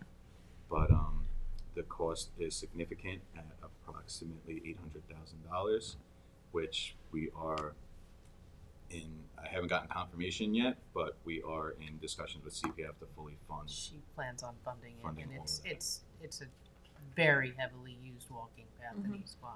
And it'll spruce up the place a little bit too. The stone dust is kind of, what remains of the stone dust is in rough shape, and there's a rusted steel edging that retains what's And we're left of redoing that. the playground too, so. Well, that's, Playground why is in the isn't that future. on here? On where? The playground. The playground is not on my personal radar. That's, We Parks has not funded it reached out for to this us year. to- We did fund it. Oh, you mean, so Parks Department is doing that separately from you? Yeah, They- there's a number of projects like that. Okay, so we could have Parks come in and just update us, because Yeah. there's a lot of things, like the skate park at Hampton Bays, so that, you're not involved with that, you're No, saying that's all on Not you? on a lead basis. Mhm. They might reach out to us to Mhm. pick our brains or ask for something, but they're pretty much taking the We should lead. probably maybe have them come in separately for a capital projects update. Yeah. Yeah, but our capital projects manager could take those on at some point, and manage all the capital projects, as opposed You to already having have a them. lot. Yeah, We but can have but we that could- conversation with Kristen. yeah, We could do it. Kristen, I have had brief conversations about that, so she's open to the discussion. And Daryl and her do help And they me do a reach lot. out to you. They for- do as needed, and he does help me by taking a lot of the heat off of me by running a project that affords me to run the other ones when it's busy. Yeah. But so, I mean, He does a good job. Does a good job. if they're doing the upgrades to the equipment, they might want to coordinate with the timing or not, I don't know, makes sense, but you should be I aware think that they're Kristen doing it. is she's, I mean, you guys are, like, the walkway is you guys like CPF, but she's coordinating it as a project to, hopefully get it all done. Yeah, should be. If she has the funding in place for the playground, they just have to pick the playground out, really. And that's, the two projects won't be in the way of each other. Yeah, I don't see any reason why the playground can't be done this year. Yeah, we're Okay. meeting with some members of the community to see what kind of equipment we're gonna put in there. Gotcha. All right, what's 12? The next two are CPF properties that were acquired way back when Lisa's predecessor, Mary, was running CPF. But 20 South Valley Road is a huge site in Hampton Bays. It has 2 houses and a bunch of sheds. It's a beautiful piece of property. I don't usually say that, but I've walked it a bunch of times now. I actually saw my first red-tailed fox family run through it, as well as a herd of deer. There's egrets that frequent the ponds in the property, and CPF's intention is to turn it into a nature preserve. There's a existing driveway that goes from one side to the other. They're going to keep and hopefully turn into a nature trail. The first phase, of course, is to demolish the decrepit buildings that are on the site. We contracted with Lero about a month ago to do asbestos inspections. The asbestos inspections were completed. Both of the structures have asbestos on the roofs, which is not the end of the world. So they just come down as all asbestos and they go to a landfill facility that can accept non-friable asbestos. It's not the biggest deal. But we needed to know that before we could take the buildings down. That is tentatively scheduled, now that we got the asbestos results back, tentatively scheduled again for the spring. We can now put these out to bid and take the buildings down. 33 Peconic Trail in Flanders. Why didn't you have this up in here then, if we already have the? Because it's not, like, most of these are scheduled or It's not officially scheduled. not officially scheduled. there's also not much description to them. We're This is demolishing true, too. structures, so Yeah, there's not much great to say about a decrepit one-story house that we're just taken down, which is 33 Peconic 33, Trail. yeah. 33 Peconic Trail has asbestos floor tiles that I'm going to contract, or we're going to contract with a requirements contractor to abate that. That can be abated. And then when those floor tiles are out, we can take the buildings down again with a separate bid. Much like we did the 1380 Flanders Road, what was that called? The 3-story? The Brewster House? The Brewster House, there you go, Brewster. yeah. Lost it for a minute. Remember the address, but not the name of it. Sounds like a TV show. That was a big Yeah, deal. exactly. But the Brewster House had asbestos siding, so we contracted with a requirements contractor to take the siding off, and then we bid out the demolition. So, same thing. This is going to change that little community. Yeah. Really, it's really going to give a facelift to it. This is the one that's And this- right at the head of that creek, right? To Yeah, the Pine it is. Trail. Yeah. It is, Yeah, yeah. the You Pine see it Trail as you was poke like a down, cul-de-sac. it just sits there in that corner. You know, it's Yeah, been, that it's been house in is this in rough condition shape. for a long time. The previous owner started doing something, and they just, I guess, probably ran out of money. I guess. And it's, Yeah, it looks like it because they have the electric is run. kinda Like lifted brand it new up. electric is run, and there was a bunch of sheets of drywall on the floor and Yeah. half on the wall. And been receiving there's a complaints lot about this site for inside. years. Floors like shit. And we were able to buy it in CPF, and it's a great acquisition, and it'll be great when that building's down. So I don't have much to say about the Poxapog Golf Course sanitary system replacement, other than I do know Parks is advancing it. They've hired a contractor to help Daryl with his solicitation. Is this in coordination with the foundation? No, well, repairs? yes and no. So we met, Daryl and I met yesterday with a good group of prospective consultants to do the building renovations. The building and the parking lot renovations. Sanitary system replacement will be done prior to the building and the parking lot renovations. So that when the building and the parking lot's ready, it doesn't have to get ripped up or interfered with again. We don't have much to say about that one. And I'll add as an update here, the West Hampton Activity Center. I left a set of plans on your Yes. desk. Oh, I have to go and get it. I'll be back. Also, draft plans. I also left a set of plans for the supervisor. If anybody else wants a set of plans, I'm happy to share. I would like to. You got it. They're not much to look at now. Why aren't we talking about that now? Want me to go We get are it? talking about. Oh, you want me to? I I mean, mean, get it's the not plans? even on the list. No, because these were Projects that ready are- to like go. Yeah. projects ready to go. So that is moving along. Maybe Just we could giving do you a separate work session just on that. We probably Well, could. and what about the Hampton Bays parking lot? Why wouldn't we do that this year? We have the money. We could do it this year. It hasn't been. I'll add that.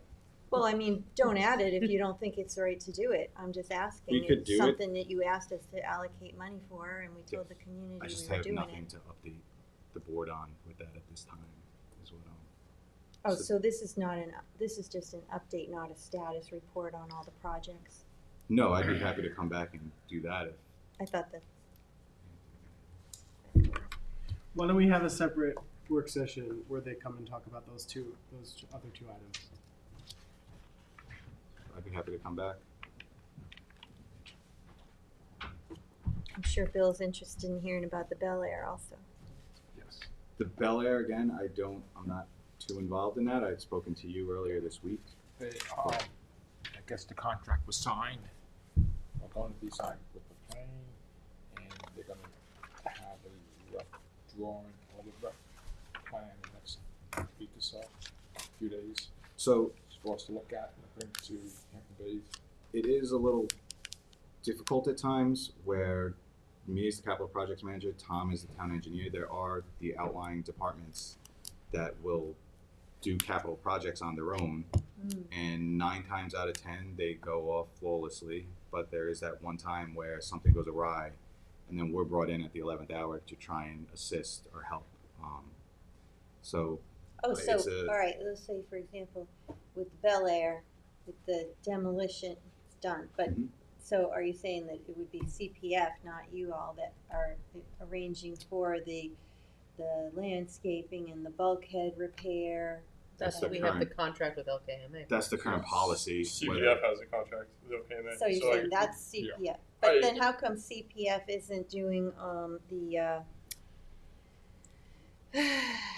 the Shinnecock Maritime Park, why isn't it just Parks and CPF? Parks is doing that. They've reached out to our office for input on the exercise equipment. That's way back when this was originally going in Good Ground Park. We But were of more all the involved. permeable pavers, I'm saying, I'm just Oh, the trying to permeable understand pavers, same- who's in charge of what. As as capital projects division begins to grow, we're trying to have more oversight over all the projects so that we can actually have that conversation with the engineers and the architects and facilitate the management of them. There are some projects that we're just not brought into. Until we have to be. Yeah. Try to Yeah, pick up I mean, pieces. We'd like to oversee all the projects, but Yeah, the Bel Air, so I spoke with Matt Jedlick and Yeah. I spoke with Councilman Pell. CPF is hiring a consultant to essentially design it and do our task thereafter. So CPF for that specific project, they're just managing a consultant. And the consultant's on the hook for delivering the project Yes. as we would be if it was coming through our office. So there's really not much for us to do. We'd be happy to manage the consultant on behalf of CPF, but that's not the arrangement that they have Yeah, right. at this time. And yet with the permeable paver project, they're just paying for it, but you're overseeing and getting the bids Yes. on that? Correct. So I met with the construction contractor to get a price. We opined, obviously, on the permeable pavers as opposed to stamped concrete. I guess when it gets, the best answer is if it gets too technical, they reach out to us. But if it's something that they think they can call a salesman or go directly to a contractor, they try to handle it themselves, or even a consultant.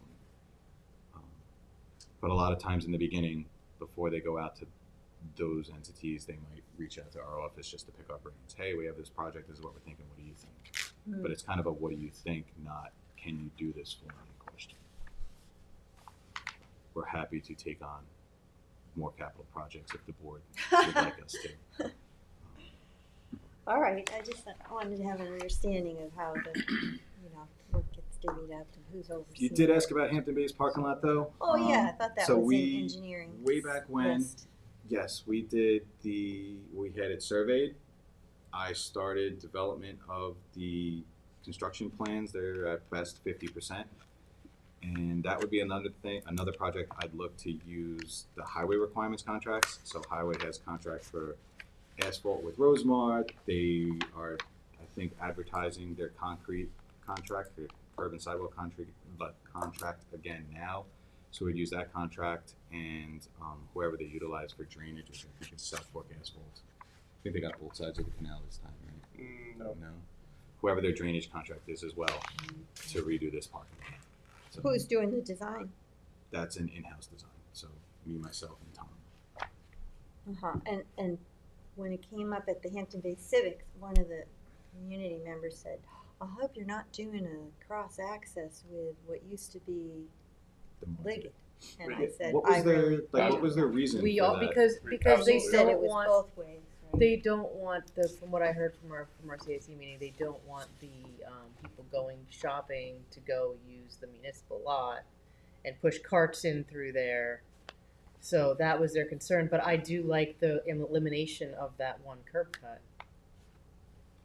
You said you had two We designs in could mind? still remove that curb cut and not do the cross access because it's no longer going to be a one-way lot.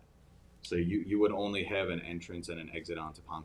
But You we don't could want do that. people going on Ponquag and, huh? For the mailbox, we kept the mailbox, so you could drive out and have that, And hit the mailbox. and have them post the That was a request to have the mailbox.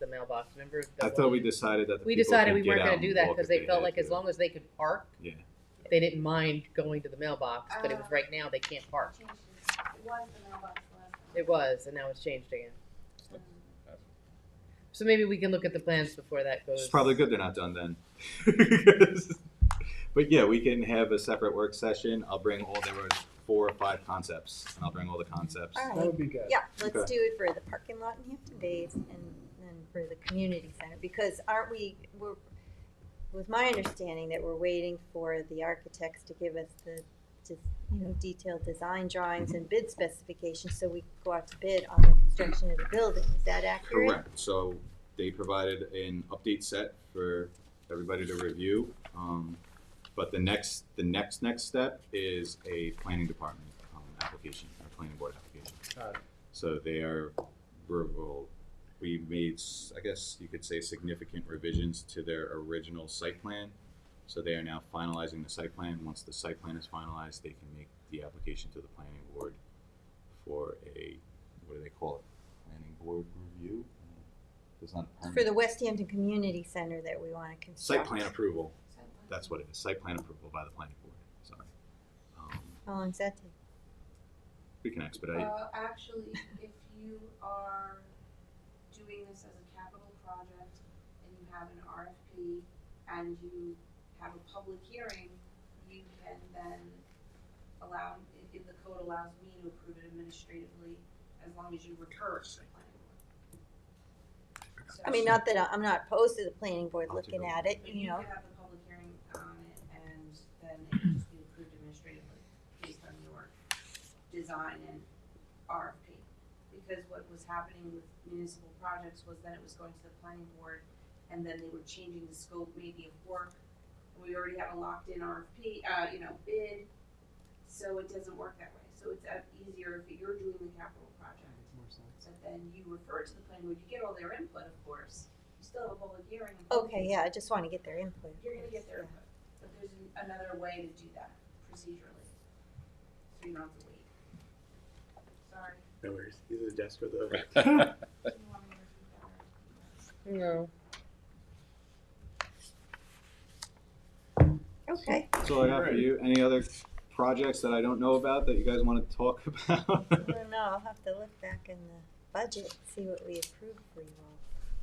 Most of them are moving forward. And we did change the bond for the rifle range for the PD to say design and And construction. construction.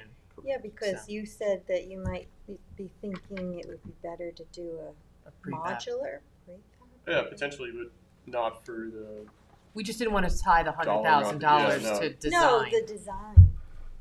We had $100,000 for the design of the facility, but you wouldn't need all that if you're doing a modular. Correct. So we wanted to have the other, what little bit would be left from that. Okay. Because it was all, the way it was written, it was all tied to the just design, and we couldn't have used it for anything else, so. But that's gonna be adequate, modular building for the rifle Yeah. range. It's pretty much so- used for training. Yeah, not modular like the court. Yeah. Modular as like, Yes. I'm thinking prefabricated concrete Yeah. type Yeah. building. It's actually, well, we have one now at Good Ground. So the Good Ground bathrooms are a modular precast building that came off a truck and was plopped. So you can, and then it's actually, if you go on the utility chase of that building, you can see where the two halves are tied together with the steel. How are they for maintenance, those buildings? Pretty easy? Excellent. You can set them on fire, and the only thing that burns is what's inside. So, that's actually good, so people can't really vandalize them too much. Make sure that- Yeah, no, you Well, can't. it's I the mean, police rifle range, so I hope Yeah. they're not I vandalizing. know the bathrooms. Oh. The Well, bathrooms, the porcelain toilets and sinks, but Yeah. I mean, it's They're not even- concrete walls. so in those bathrooms, they're not even porcelain toilets or sinks, they're steel, Oh, they are. Okay. stainless steel, so they're indestructible. Wow. Because we're thinking about maybe putting some bathrooms at the Bel Air. Yeah, Maybe- that would be my recommendation. It's the same type of building, not nearly as large, but yeah, if you put a building like that, it'll be indestructible. That way, it's, because we get a lot of complaints, people who walk the bridge, maybe they could stop to walk from there, have the bathroom. Yes. The complaint about the We had- porta john being taken away. Still have to check from the FEMA flood zone elevation at Bel Air to verify if we're even high enough to site a bathroom, because they'll have to comply Uh-huh. with the freeboard, Okay. but Oh, and then let's have a work session also to talk about the Jackson Avenue complex. Yes, I'm going to meet with you tomorrow because we have a draft. And also, we can, at the same time, when you have a work session, talk about the glass crusher. Yep. And, because we think that should be, Let's talk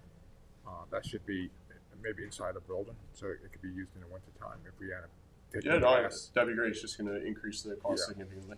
Yeah, because that way, if you do taking glass from like South Hall, another Yep. town, because it doesn't really pay for each town to have heavy duty equipment. We got to Yeah. share it. So, yeah, I think that makes sense. So Jackson Avenue, so I was asking these guys about what was the status of that plan that had been looked at years ago.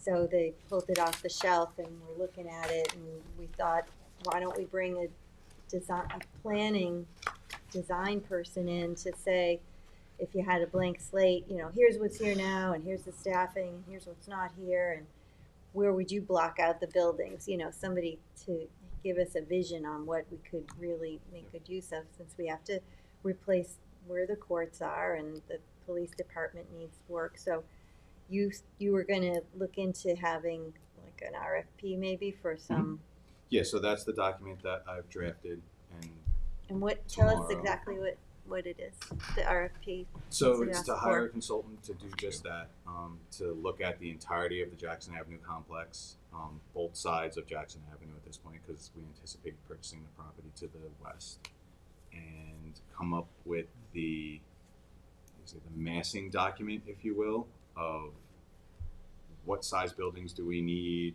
what type of parking accommodations do we need, what type of sanitary accommodations do we need, although with the treatment plant going, it's likely advantageous that we would tie into any sewers that go there, Oh, yeah, if the two sure. can be done at the same time.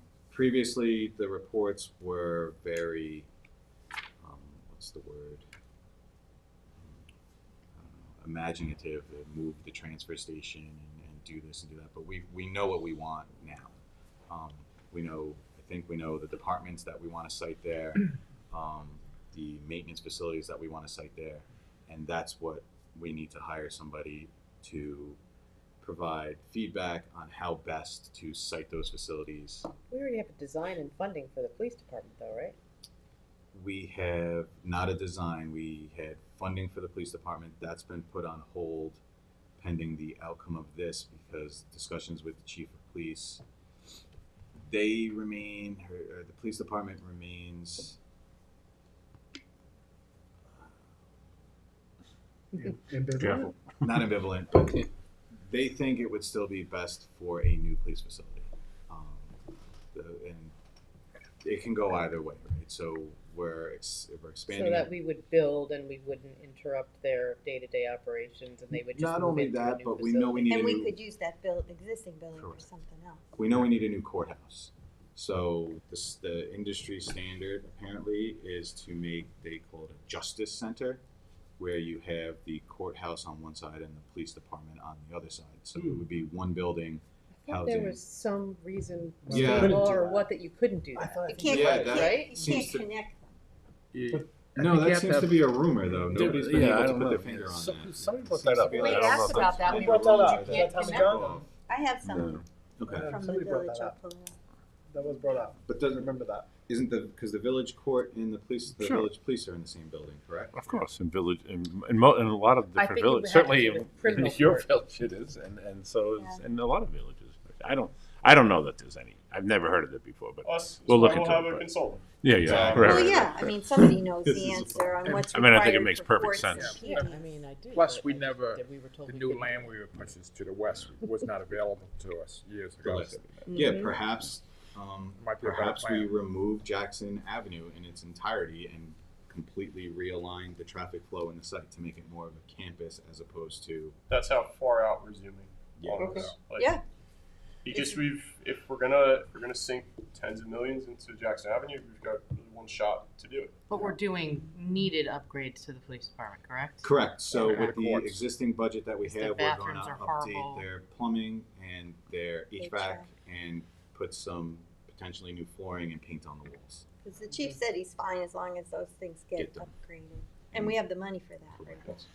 Yeah, I mean, it just makes sense to look at the whole thing comprehensively. What was the best use for it instead of just hodgepodge? Exactly.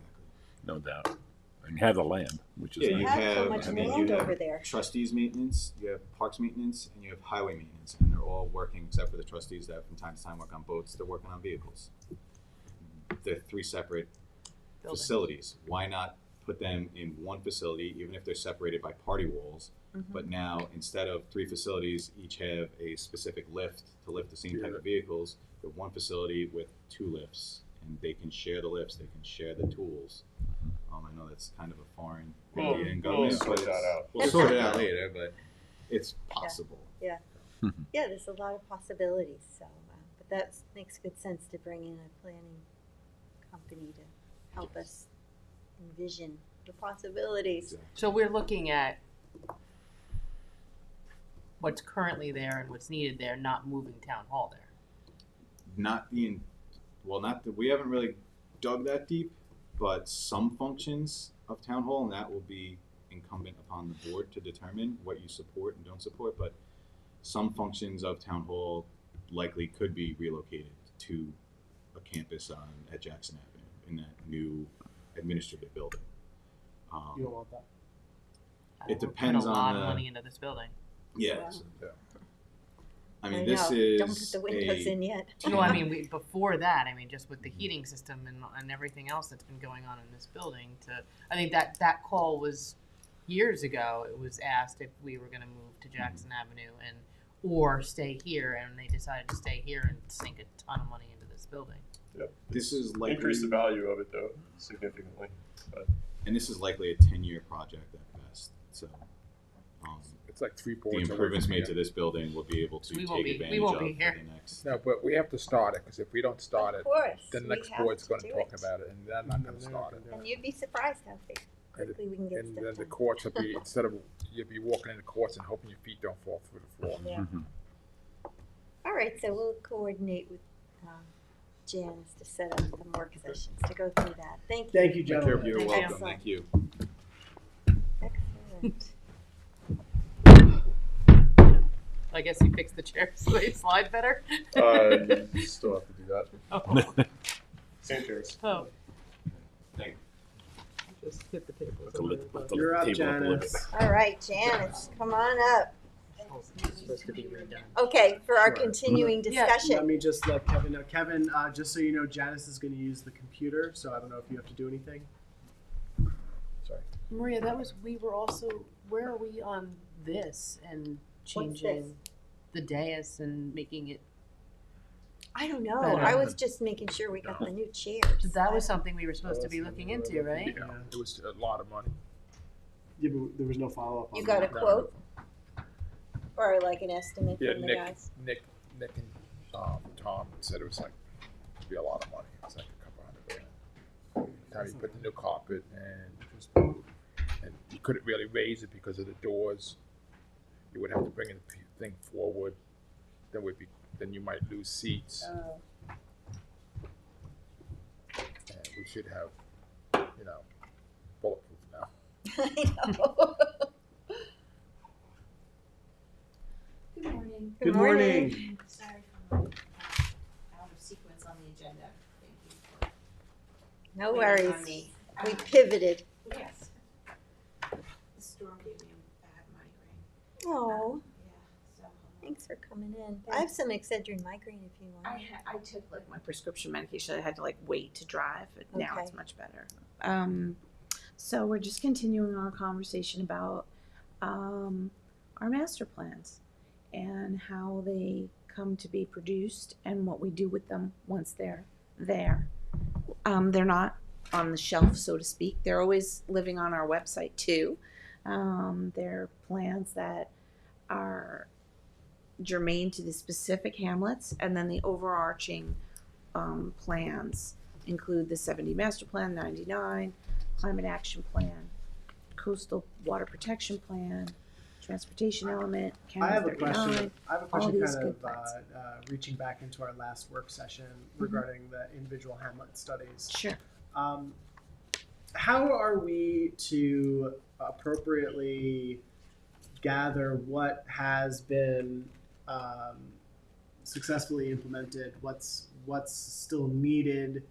Like how do we officially check the progress on each of the hamlet studies, and how much of that relies on actual review within the community? So for instance, do the individual civic organizations have some sort of role to play in the development of these hamlet studies, or is this something much more done on a much more technical level? I want to know the process of how these hamlet studies came to be, and also how do we start to check the progress of these individual hamlet studies? if they're not completed, right? Some of them are not, are they all completed or? The are they- Hamlet studies themselves? Yeah. They're I authored, but they're but there's no such thing as complete because life is still going on. Sure. So it's always moving and No, evolving. but we didn't adopt it like we adopted the No, comprehensive they're plan. all we adopted. All the different So ones they're are all adopted. Circumstances change over time, and that's why you want to go back and what you're Right. saying. Yeah. Look and see what was accomplished, what wasn't. We Yeah. do have several. We did this effort several years ago where we looked at all the different implementation items from each plan, what was done, what wasn't done, and tried to identify, outstanding ones. So it's a lot of spreadsheets and not necessarily conducive to this conversation, but we can give that to you. It's a treasure trove of things, to-do list. We try to do those things and implement them. That's why land management has a comp plan implementation budget. So the things that the town boards tell us they want to focus on are what we put in our budget planning. If you tell me, well, I want to update, a comp plan for a specific hamlet, then we would put that in to our budget. You would approve that budget. We would work with consultants in the community, and in that process, look at a snapshot of, well, what did you get done? We did this. Bridgehampton was asking for a comp plan. So what we did was we printed all the ones that we had and gave it to the group that was the Civic before. I think that they kind of disbanded at one point. The CAC became the Civic, something along those lines. But when it was a CAC, we gave them all the books and said, mark them up and tell us like this, we still care about this. Because it may have been a different group of people that something was important to that vocalized that, and it gets in the plan, but later other people are like, nah, we don't like it like that or want it that way or whatever. So it's not necessarily set in stone, of course. even when it makes it into a comp plan. Sure. So but did the community groups play a role in the development of these documents? Always, every single one of them. Yes. And what was that role? Like, what did it look like? Like, was it the planning department went to the individual meetings and spoke to the residents? What were there like? Was there what did it look like? There's different procedures for each one that we had, but there was always a significant amount of community engagement where our consultants would go to the civic meetings. We would have public hearings. We would engage them on various different places that made sense at the time. So they're different for each one, but there's always a community participation and engagement process so embedded in any planning effort. Yeah. So I appreciate what you had to say about the ability to sort of work with experts and consultants to take a look at what we've done, what perhaps gaps exist. But one thing that I would point to, Janice, is what we actually did with the Traffic and Safety and Mitigation Task Force, which you were helpful with, which is what we looked at the County Road 39 corridor plan, right? And very roughly, right, we kind of looked at it and identified perhaps what we've been able to achieve, what we haven't been able to achieve along the corridor. I'm wondering if that is something that we can do hamlet by hamlet. I know it sounds like it's a pretty big undertaking, but I'm wondering if that's something that we can talk about further, just to identify within those documents what exists, what we've accomplished. In terms of traffic? No. I'm using the Traffic Mitigation Safety Task Force as an example of how planning looked through the document to expound on what has been achieved and what has not been achieved, as per what's written in the document. And could we do the same exercise with the Hamlet studies? We should do that with the Hamlet studies and the regular comp plan as well, to see what's been achieved and what hasn't been. And I guess what do I'm we saying, still want to do? Could we do that without the consultants and the experts? Is that something that we'd be able to do collectively? I mean, we could even have additional work sessions where it's kind of a review of all of it. I mean, I don't know what your suggestion would be, but I'm just that wondering. is a comp plan update. What you're suggesting is the update. So if you want to do that, we can do that. Is you could either do it as a 99 plan, a holistic update, or a Hamlet plan update. Can we? We can't. And then there's your individual things that you want to do that require study and review, etc. So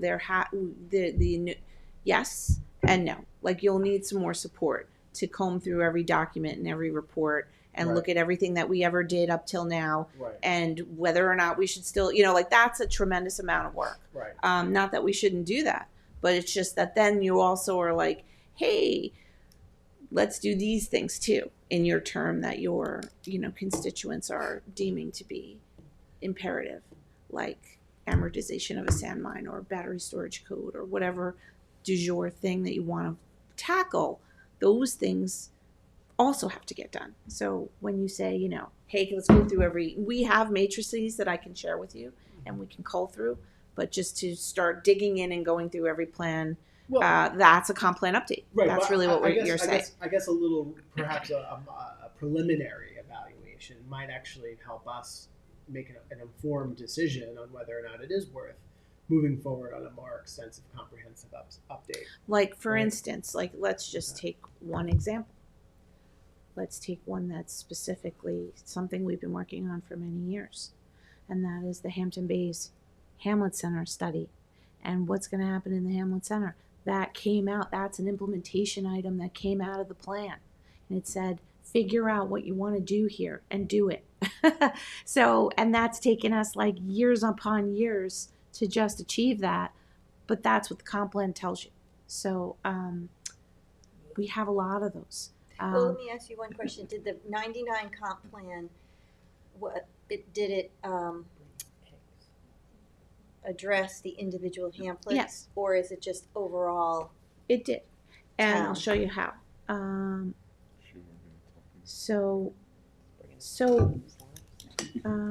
me go to where it is. Like when you look at the action items, let's just see some of them. And you're thinking we can read that? I'm gonna read it to you. I'm gonna zoom in. This is like greenways, I can't. public access. This is this was a greenways subject. So let me just get to one that's more village. I'm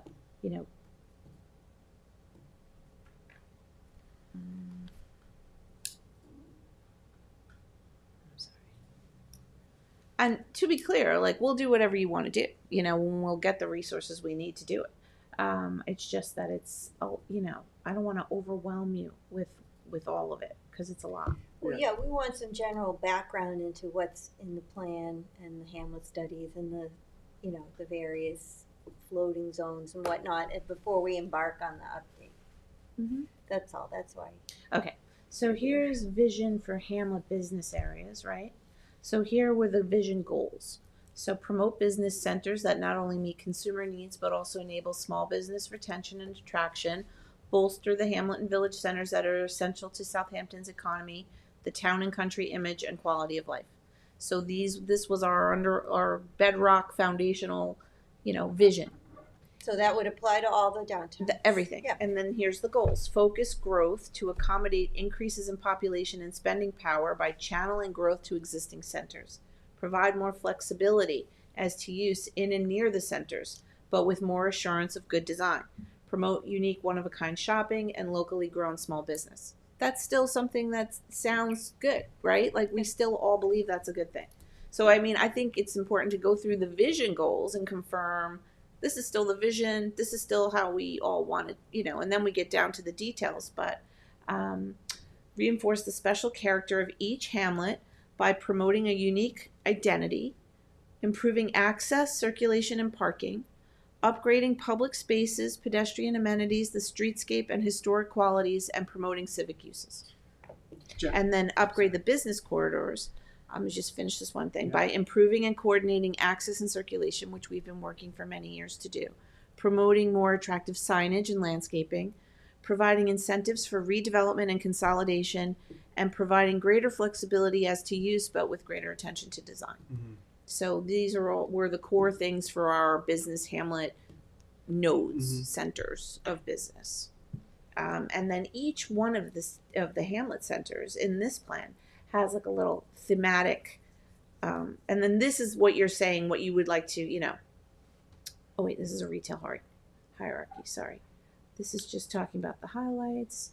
I thought those were the action items, but Well, so wouldn't we, in the updated comprehensive plan, have an appendix for each of the hamlets that have a hamlet study, so that now, not that the study would be an appendix, but, you know, what that particular hamlet would want, you would just To update see. those hamlet studies. but they're not part of the comprehensive plan. They are. Every single one of them has been adopted as a comp plan document. So You would think that the comp plan is just one document. The comp plan is all your policies, all your codes, all the things. If a community didn't have a comprehensive plan, a court would say, well, what are your, what's your overarching principles? Where's your, and that would count as a comp plan. understand. So it's not just one book. So, but let me ask you something. Is there reference to each of the hamlets in the comprehensive plan? So Yes, there is. So I'm trying to get at. So yes. there is a tabulated Bridgehampton, Noyak in the comp plan. That sort of Hamlet Center. It talks Right. about the Hamlet Okay. Center, and it talks about overarching principles for everywhere.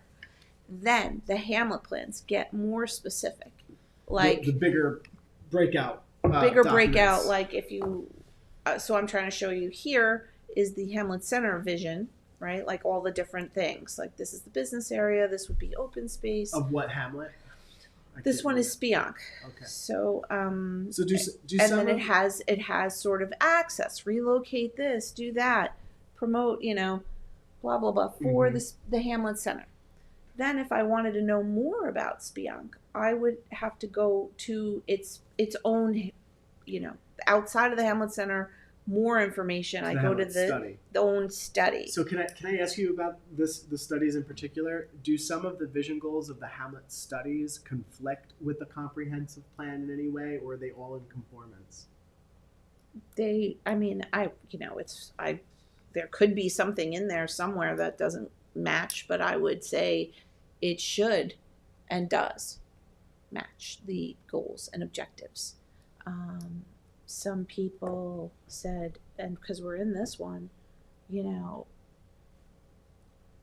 mind, I'm not even going to get into that, but like the thing here is that I would say these things match what the comp plan, but they're more specific issues and opportunities and recommendations. So they get into, the literal, you can see this map, it's really small, but I'll zoom in, the literal things. Now, Woodfield Gables, this was something that was going to be a subdivision or one of these, and we ended up buying it. Were we, not allowed to buy it because the comp plan was talking about its redevelopment? No. So there's always that. Little flexibility. There's always Right. flexibility. But if you look at, this is much bigger. This is beyond Bremsenberg. Like this is much bigger than the Hamlet Center in the 99. It gets Understood. more specific. So that's what happens in the Hamlet plans, because this document would be like this thick if you tried to include everything and everyone. But you can't just look, I feel that you can't just look at each individual hamlet and make plans for it without considering all the others. You have to consider all the others. But if you're doing it But as look, separate plans, they're never really separate, because when you look at these plans, it starts saying, like, look at the previous planning studies. It encapsulates all of them. There's reference, you're saying? Reference, it considers them. It says, well, here's what it said in the 99 plan. Here's what we're saying in this plan. It rectifies it all in the plan itself, in the update, in the area you're updating. So it's not, it goes into all the things that led to this plan. It doesn't leave anything out. So it's not like the comp plan points us over here and then we're in our own little vacuum. That's not how it goes. When you're over here, you're still everywhere. Sorry. Doesn't. So there's plans within plans within plans is what I'm trying to say. But you can get, there's a recreation plan, there's all kinds of plans. So the question is, where do you want to focus your attention and what do you want to accomplish? Because it's limited in time, of how much can be, look, even the capital projects, there's only so many things that you can do in a given fiscal year. So how much do you want to go into each one? That's, Or I where do think you want that's to why. focus I is think really the that's- priority. I think that's why I said what I said at the outset of today's session, and I think that we should really have sort of a rough evaluation, sort of an inventory that maybe we can collectively put together that can outline like where potential gaps exist, where we've made progress, maybe there aren't gaps. I mean, We have, is what I'm trying to tell you. I will give you that. We have matrices, spreadsheets Okay. of like, here's what it said, here's what we did, so we here's what should didn't review do. that. You know, so Yeah, that would be we've done That that. would be a great start. You want to do that here, or you want me to just give that to you? Probably give Okay. it to us. So Because we it would can just look at get, it. you know, Yeah. that'd be it's too sort of like fancy to looking sit through a here. budget. After a while, you get cross-eyed. I think it's good to stick to the overarching goals, and then what you want to do, what's changed, what are the specific opportunities in a given area, and then how do you, in 2025 and going forward, promote all the things you said you wanted to do in like 1999, or at any time these other plans were enacted. So I was gonna go to the economic section today, but we can just keep staying on these You could go to hamlet the economic centers. side. You could Yeah, do what you were gonna How do. much more time do we have? 5 minutes. Okay, so here's what I was trying to get at was the Hamlet Business Center plan was all of them. The selected centers, are here, and then it gave overall concepts like for Spionk, country station theme along Phillips Avenue, and we were able to say when they came in for Spionk Commons, the original design for those multifamily, how it looked, was not what you see today, because it was just, usually you get a proposal and how do you gauge it? What do you put it up against? How is it not arbitrary? You have to have something. So we said, well, wait a minute, how is this country train feeling? Like, this doesn't feel right, and so we had them redesign it to feel the way that everyone felt that meant. And that was encapsulating, there was an old, they called it the Hoag Hospital. Some people have called it other things that are not, appropriate. There was a structure there, and it had a Queen Anne architectural feature, the rounded and rotunda type of thing. So they redesigned it to be a nod. You see that building that has that now. It's a nod to that, the historic Hoag Hospital, which many people in Spionk were born in. So it was meant to respect that history, recreate it there, push it back so it wasn't like what they had, a big multifamily thing, and keep that synergy with that train feeling and keeping it that rural country vibe, so to speak. So that, I think we did go far to accomplish that. But if we didn't have any guiding principle, they would be like, well, we want to do this. And we'd be like, we don't like it. And then what? We're just arguing over personal taste. So it's good to have a thematic understanding of where you are, the context you're in, and how you want to emulate that. And this tells you how to do that. That sounds like more of a pattern book. That's what it's evolved into. Because then But I'm somebody will go, talking well, what do about, you like, mean? Because what I think density, of, open space preservation balanced with increased density, balanced with, all these other factors. So that's what I think is important to get a handle on so you're more interested in the update for growth management, it sounds like. I think that's we're an also, important thing to look at. Sure. That's always, I was reading in some of these technical documents, the, originally the land use in the town was always, agricultural, and there was only 4% residential. And now it's over 80% residential. Mm-hmm. So residential has become the dominant land use. And with that comes a lot of things. Need for services, we want parks and recreational facilities, blah, blah, blah. All those things come along with it. But the good news about the 99 comp plan and now is that you've preserved over 5,000 acres of open space, where the comp plan back then was only trying to use, subdivisions for clustering and things along those lines. And the TDR, we were on the brink of CPF being, created, and all the good. So that is a stunning win for the town and the preservation of agricultural farmland.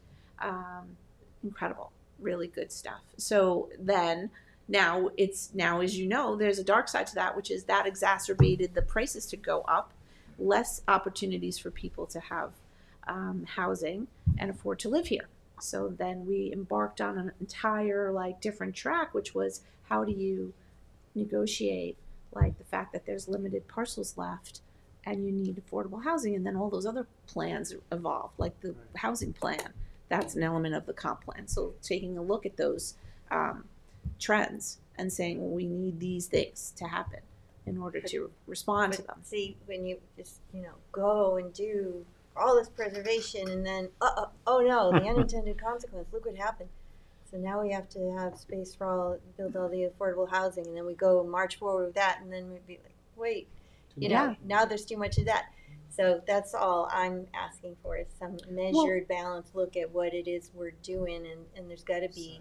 No doubt. And the comp plan tells you what to do. Channel growth to your hamlet centers. Tells it over and over again in every document. But we don't always do that, right? So, I mean, that's... Nobody has said, then let's channel growth to the hamlet centers, So that could be something I think worth looking at. And you can look at the hamlet centers and what's even available to grow there. Like, the only hamlet center, that we're talking about is Hampton Bays, but there's other ones as well. That would be more suitable if than creating sprawl or more things elsewhere, that you have to drive. But there's limited property. So yes, I think it's important to look at everything, but you've also have looked at everything. So it's sort of like, well, what do you want to do? We didn't. Well, you are right now looking at it. Kind of want to review the look at everything and update it. Right. That's what Not we're doing. recreate the whole Reviewing. thing. Right, we're reviewing, updating. Exactly, but the In light basic of what's been premise is done. what's your philosophy? Like, what are you going to But we've focus done on? updates all along the way. I mean, but those Yeah. updates have been additional plans because Everything of certain spins issues, off like, another thing, and it keeps going. And then you're trying to bring it back and be like, okay, well now what's left? What do you want to do? There's two sides of this conversation. We could just dive into implementation, or you wanted like a beginner kind of context. Overview.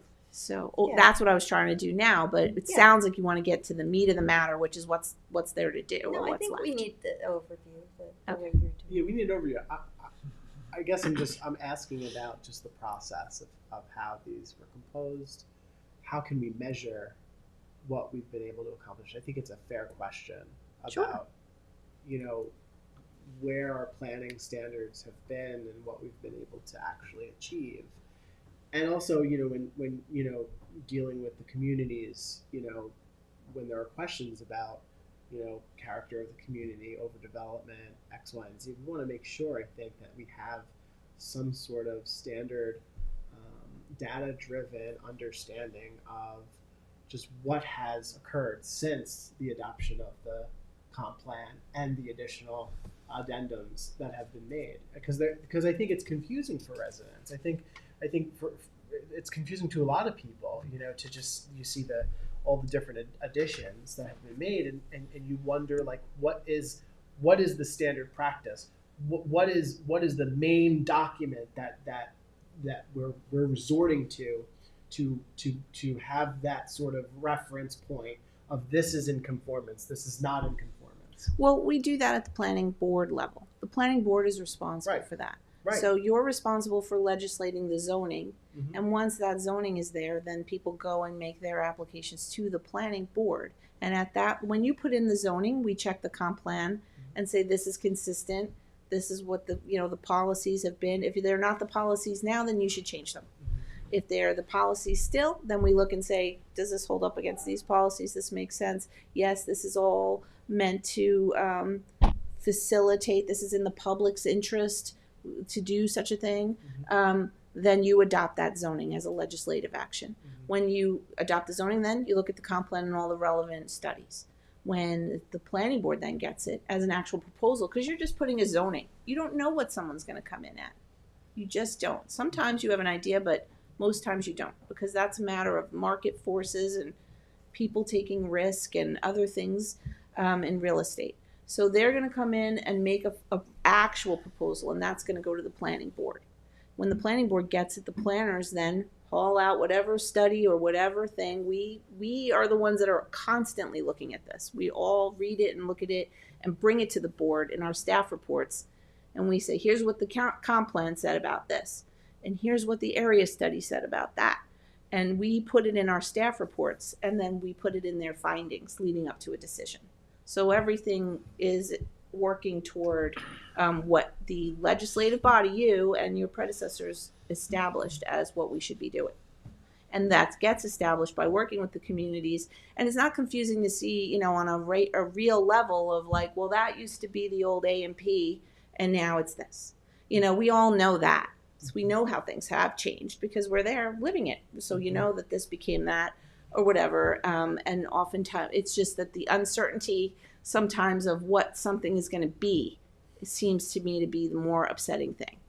How it's going to be versus, or like the, you know, what are you planning? And we're only just reacting and creating ways for people to do what they say they want to do and live the lives they want to live in their communities. We're not over putting any plan on anyone, right? Yours just allowing things to take place or not take place depending on how somewhere wants to grow and its patterns. But there's also, when you see something in a plan versus an actual application, it, I think, weighs differently on people. And the most perfect example that I can come up with is, you know, the East Quogue Hamlet study, right? They looked very specifically at tracts of land that were available for development. And there was a very large stretch of property which is now the hills, and it states in that Hamlet study that was a prime area for a seasonal golf resort, right, through the PDD process. It was very specific, and there were community organizations all in that meeting that heard that, and at the time maybe it sounded okay, but then the actual developer came in and said, okay, a seasonal golf resort, I can do that, here's my plan, and then the community saw the plan and kind of freaked out about the plan. Actually, here it said that for commercial tourism, hotel, spa, golf course, resort was at that property over by where they wanted to do the Pines. No, look at the map. The Central Suffolk Hospital. Oh, it was part of it actually. Remember that where the hospital wants to put like that senior housing? Yeah. The hills are kind of near here, so maybe this casts this right around. No, that. it was actually in the East Quogue. This is the East Quogue Hamlet study right here. It's right here. Potential redevelopment of existing nurseries and vacant land, including the 44-acre hospital property for commercial tourism, golf course But resort. that's not East Quogue. That's Eastport. Oh, this is East Quogue. This is East Quogue. There is no hospital site in East Oh, East yeah, you're Quogue. right. That's weird. Well, you were on beyond Crimsonburg, I think. That's weird. Yeah, because that's Old Country Road or South Country Road. This is Eastport. What's Yeah. it doing in the? It is Eastport.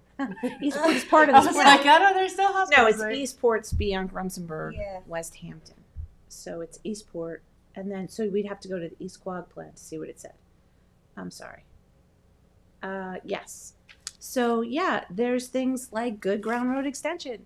That's been talked about since the 1970 master plan, in the 99 plan, in the GEIS. But people's view of things and then change. people say we just don't want it, and that doesn't mean they have to have it. Is my point. It could be in there because that's what people brought up as a strength, an opportunity, even a weakness. We have to eliminate this bottleneck. You know, something. Well, so East Quogue, very specifically, the CAC had talked about wanting to maintain the Hamlet character of downtown East Quogue. And so I tasked them with this. We'll go pull up the study that we did. Go pull up the plan and read it and let me know what's in there that you no longer agree with or you think should change. Then I think that's kind of like where we should start. You know, like what in this don't you agree with anymore? Or what hasn't happened? Or Yes, what can we 100%. facilitate? So that's what I think too. Like the 99 plan is still these overarching principles that we should look at and what overarching things should you do. But it was more concerned with agricultural preservation than anything and maintaining the key economies here being agriculture and fisheries and small businesses. Does every hamlet, and I think I know the answer to this, but I just obviously want to ask you, does every hamlet have a pattern book?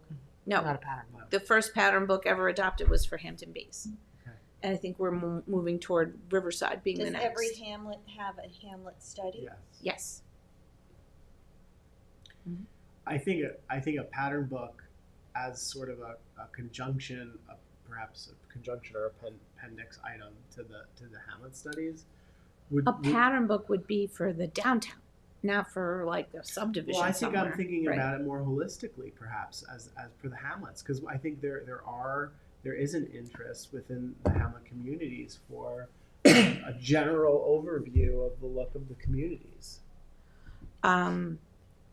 You know, And that was the other thing I asked East Quogue to do. I said also look at the Hampton Bays pattern book and see, you know. So. Yeah, I don't know how that would work in Bridgehampton with the historic district, but, you know, it could be. I would recommend doing pattern books for the downtown hamlet centers or the hamlet centers that we're talking about where you channel growth to them or something along those lines. And then how does that get coupled with preservation? Okay. So on one hand, you've got preservation, and on the other hand, you have channeled controlled growth, and then in other areas you don't have sprawl. I think that's the idea there, but I think it's great to revisit and determine where you want to do this. So right now you're talking about changing, being allowed to do mixed use in different areas in these hamlet centers. And what does that mean for these places? Where is that land dedicated to the fire district, number 2? Where is that? No, it's Yeah. no. I go see down. it, but I'm just looking for the. Ah. I don't know.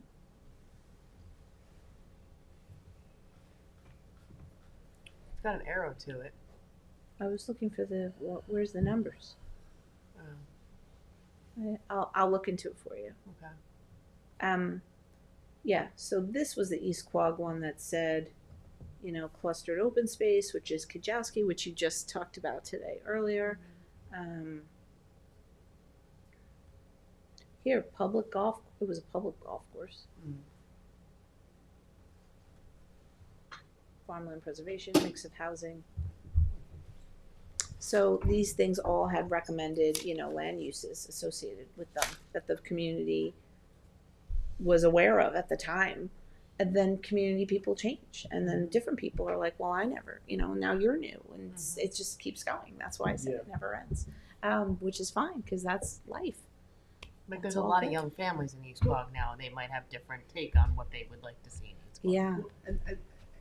And that could be I think you hinted at it earlier, Janice. It's philosophical discernment, right? I mean, is this a living thing, or is it something that's, more fixed? It's living. Yeah. Once you are fixed, you're gone. Right. Right, There but is you no do fix. finalize it and adopt it as part of Of course, the comp but then plan. we use it. Right. We read There it, isn't we a- look at it, we Yeah, talk There about is a it. sense You of have to work with originalism with certain You amend it. ways of understanding, like what you can and cannot do. I mean, there are things that are way out of scope, right? I mean, that's This is all like, these are our vision. This is how we want to be set up. And this is our identity. And this is our goal, to keep it that way. Because everyone has seen in places, you go somewhere and you're like, oh, they have the same exact shopping center, cookie cutter somewhere that somewhere else has. And we're original, first English settlement in New York State, we're a tourist attraction, we're a destination, a world renowned place. So how do we keep ourselves sort of identified as a place that is its own identity, and our identity over the years has always been surrounded with where the people from here are, they're farmers, they're fishermen, they're people, they're captains of industry, they're industrialists, they're sea captains and whaling, all of those things have all been here.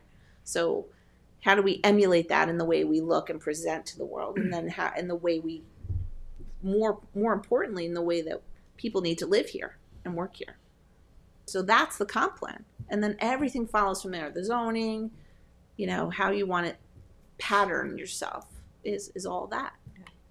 So we'll just, we have a lot of that, and because there's a lot of opinions on how that should go, and it's so much good here that it's very positive. And when you read our documents, they're very good as far as being, dedicated to excellence and quality and beauty and truth and all the good stuff. So Those hamlet studies, were those done in-house, or did we hire consultants to assist? consultants. Consultants, yeah. Yep, mostly all of them were done by, you know, a one consultant or another. East Quogue did it a different way. You could do it this way, where it was a SECRA, the actual SECRA, and Hampton Bays too.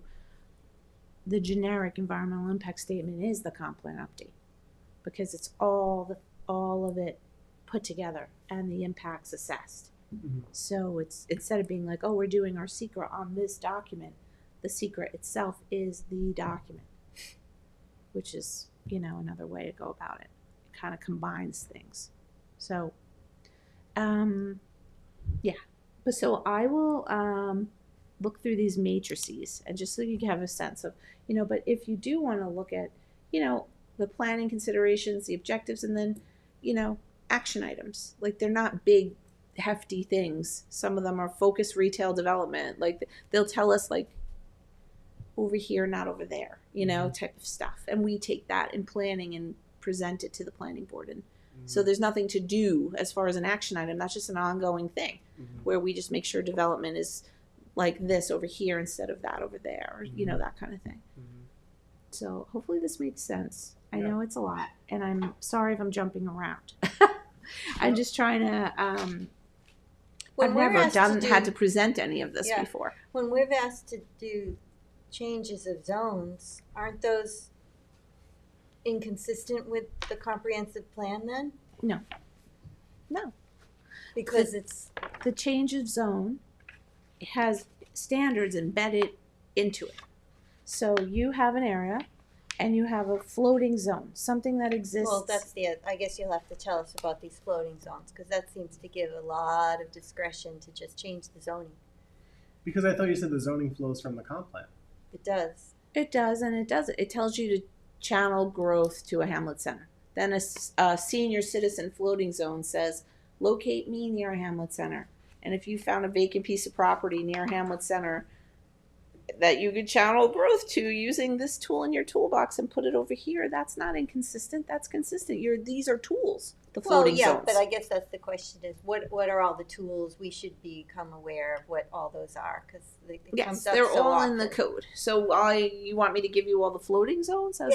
Maybe next time we can talk about what the floating zones are. And, Sure. You know, it just seems to. I think this is very helpful, not only for us, but I think it's also very helpful for the public to also get a better understanding of how this applies to, you know, our policies and how we make these decisions. I think it's very helpful, and I appreciate you going through this all in a very detailed way. So maybe one time you could talk to us about all the floating zones, and then another is all these overlay districts, or, you know, like The floating zones are overlay districts. Well, what do you call a aquifer protection overlay district? Is that a floating zone? No, that's a permanent overlay. Yeah, so that's what I mean. There's overlay some of them districts. float and some of them are Yeah. static. They stay. They don't move. The zoning ones float, like as far as zoning change. Like if you want to accomplish something, you can look in your toolbox and be like, oh, this one, and I can accomplish it now. Yeah, versus that seems like a little bit.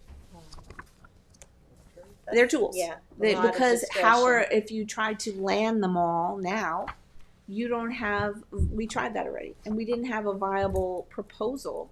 So people get all upset before we even have a proposal to do something. Isn't it better to land it when someone's actually asking you for it versus you just being like, yeah, this is going to be this now, and no one's doing anything? Then you're to blame for putting it there when no one said that you should. Or we're to blame for agreeing to the application, because now the applicant can say, I have every right to do this because you could land that zone right there for me.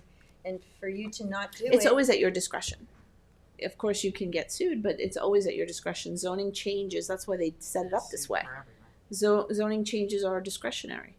So, you know, it's hard for me to say, you know, I'm just here to facilitate how you want it to go based on how your constituents want it to go, you know. So it's not my will. But at the same time, if you ask me, well, what would you do here? I can recommend all the things because I know what all these plans say. Yeah. So my recommendations aren't mine either. They're from all the studies and years of doing this and seeing what works and what doesn't. So You gotta figure out how to impart all this knowledge to us. yeah. So okay. So well, it was this is more introduction stuff. Yeah. Just getting our bearings. It's a little fuzzy, but I think we'll get to the meat of it, and then you can always come talk to me offline, and I can then prepare better for what you're looking to know. Like next time I'll have the overlay zones. We can go through those. We just All keep right. going through it, I guess. Yes. Just stay tuned. Okay, Thank thanks. you. Thank you.